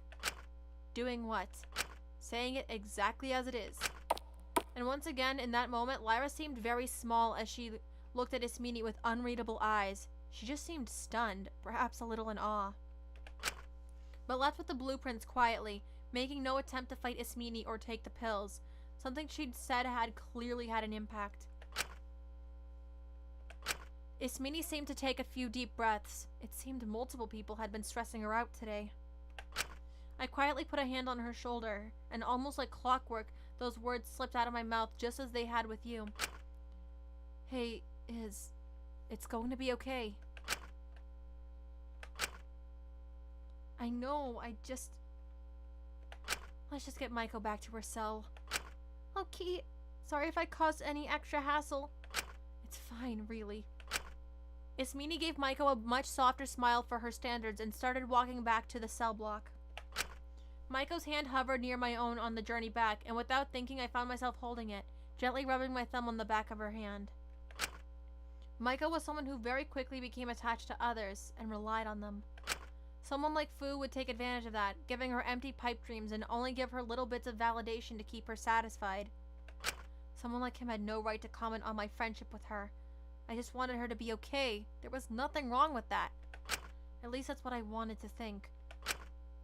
But maybe Takiko wasn't the only person I was using to substitute in for someone I'd lost. Toxic Yuri? Toxic Yuri? Is this Toxic Yuri? Dear. Are you going to be okay on your own? You're not going to attempt that silly little dare again, are you? Yeah, I should be fine. Really, don't worry about me. I think I'm just a little too much of a scaredy cat to do my dare anyway. Besides, I couldn't live with that reminder of her on me. I'm just scared of what you guys are going to think tomorrow when my truth comes out. Of course. Hey, no matter what it is, we'll talk through it and try to understand, okay? Okay, if you promise. I promise. Dr. Millennius will make sure of it. Alright, well, if you're sure. Thank you for helping me, really. You guys just keep being so nice to me. I'm really not used to this. I don't know what I'm going to do when it eventually ends. Sorry, I'm thinking out loud, sorry. I'll stop bothering you and head to my cell now. Thank you once again, really. Maiko smiled and headed into her cell, leaving me and Ismini standing in the hallway. When it was just the two of us, Ismini seemed to decompress a little bit, a certain weight leaving her shoulders. A certain weakness returning to her. Christ. You okay? Yes, I'm just not good with this sort of thing. With what? People harming themselves. When I see people turn to that, it just reminds me of Dakota. When I saw him hooked up to all those machines, I felt angry. I felt frustrated, mainly at the professor, but also I was angry at myself. I was so frustrated at myself for not saying anything, for not doing anything sooner, for not saying the right things. When I saw Maiko with that cut, I thought maybe this time I could help in a way that wouldn't just cause more pain. So you did care about him. God, I tried to convince myself I didn't, to make this awful feeling in my chest go away, but I shouldn't have. It was foolish. I'm glad none of you listened to me when I was spewing all that nonsense about picking him during the hostage motive. I was angry. I was upset. I was blaming my friends because it was easier than acknowledging that I'd hurt them almost as much as that horrible professor. It was easier than admitting that I was entirely responsible for my loneliness. But I realized you can't stay in your own fantasies, in your own narratives you construct to make the truth more palatable. Reality, while often harsh and hard to stomach, is all we have to live with. If you start rejecting it, then... Ismini looked away. Well, we've both seen what can happen. You see her as your second chance, don't you? Huh? Don't act oblivious. Everyone sees how you look at her, like you're looking for someone else in her smile. You look at her like you're staring at a ghost. I don't want the same thing to happen again. If I just let it happen once more, I couldn't live with myself. Just don't be stupid. That in itself is a fantasy. She's her own person with her own mistakes. Playing house with her isn't going to end well for either of you. You can trust me, I promise. I'm not stupid. Besides, we promised each other we wouldn't give in to this game, didn't we? I suppose you were just making sure she doesn't harm herself. That I can't fault for you for. Anyway, I'm rather fatigued. If you don't mind me, I'm going to excuse myself for a while. Take care, Iz. I'll see you later. I watched Ismini leave and returned to my own cell soon after some downtime. My own dare today was a lost cause, so I didn't really have much to do for the rest of the day. I suppose I could try to find some others who were already done with their dares, or maybe see if anyone needed help with anything. Either way, I didn't want to be too stuck in my own head right now. Alright, let's see. This is where I'm gonna save, and I'm gonna go back to the title screen. There was a lot of heavy hitting shit in there. The interaction between Lyra and Ismini, friggin' Takiko and Asuga. Oh god. I will say the cooking scene with Shinku, Maiko, and Taka, that was funny. Very chaotic, but very funny. And I am really excited to finish this part of the chapter. Shinku and Maiko holding hands was so wholesome. Yes, it was. I am a little worried about that dynamic, but as of now, I don't think it's too much. It's not too bad. There was one other thing I was gonna say. So Fu's been let out of his room, and that could only go so well. Oh, yeah, I'm so tired. I was on a completely different wavelength with what I was trying to go for. I'm gonna be continuing on Friday, though, after I get back from work. So probably around the same time that I started this stream. So yeah, be on the lookout for that. To everyone that stopped by and hung out for a little while, thank you. God, I cannot think right now. I'm so tired. But it really does mean a lot when people show up and hang out, even though I just spew random things or can't even properly freaking read the dialogue. But putting that aside, super excited to finish off Daily Life and see how everything like that's gonna go down. I don't even know who dies yet, and I have not been spoiled on this at all. I am so glad, because I was spoiled with chapter 1s, unfortunately. So yeah, Friday should be when I expect to get through to the BDA. So yeah, stay tuned for that. I will see you all on Friday. Bye!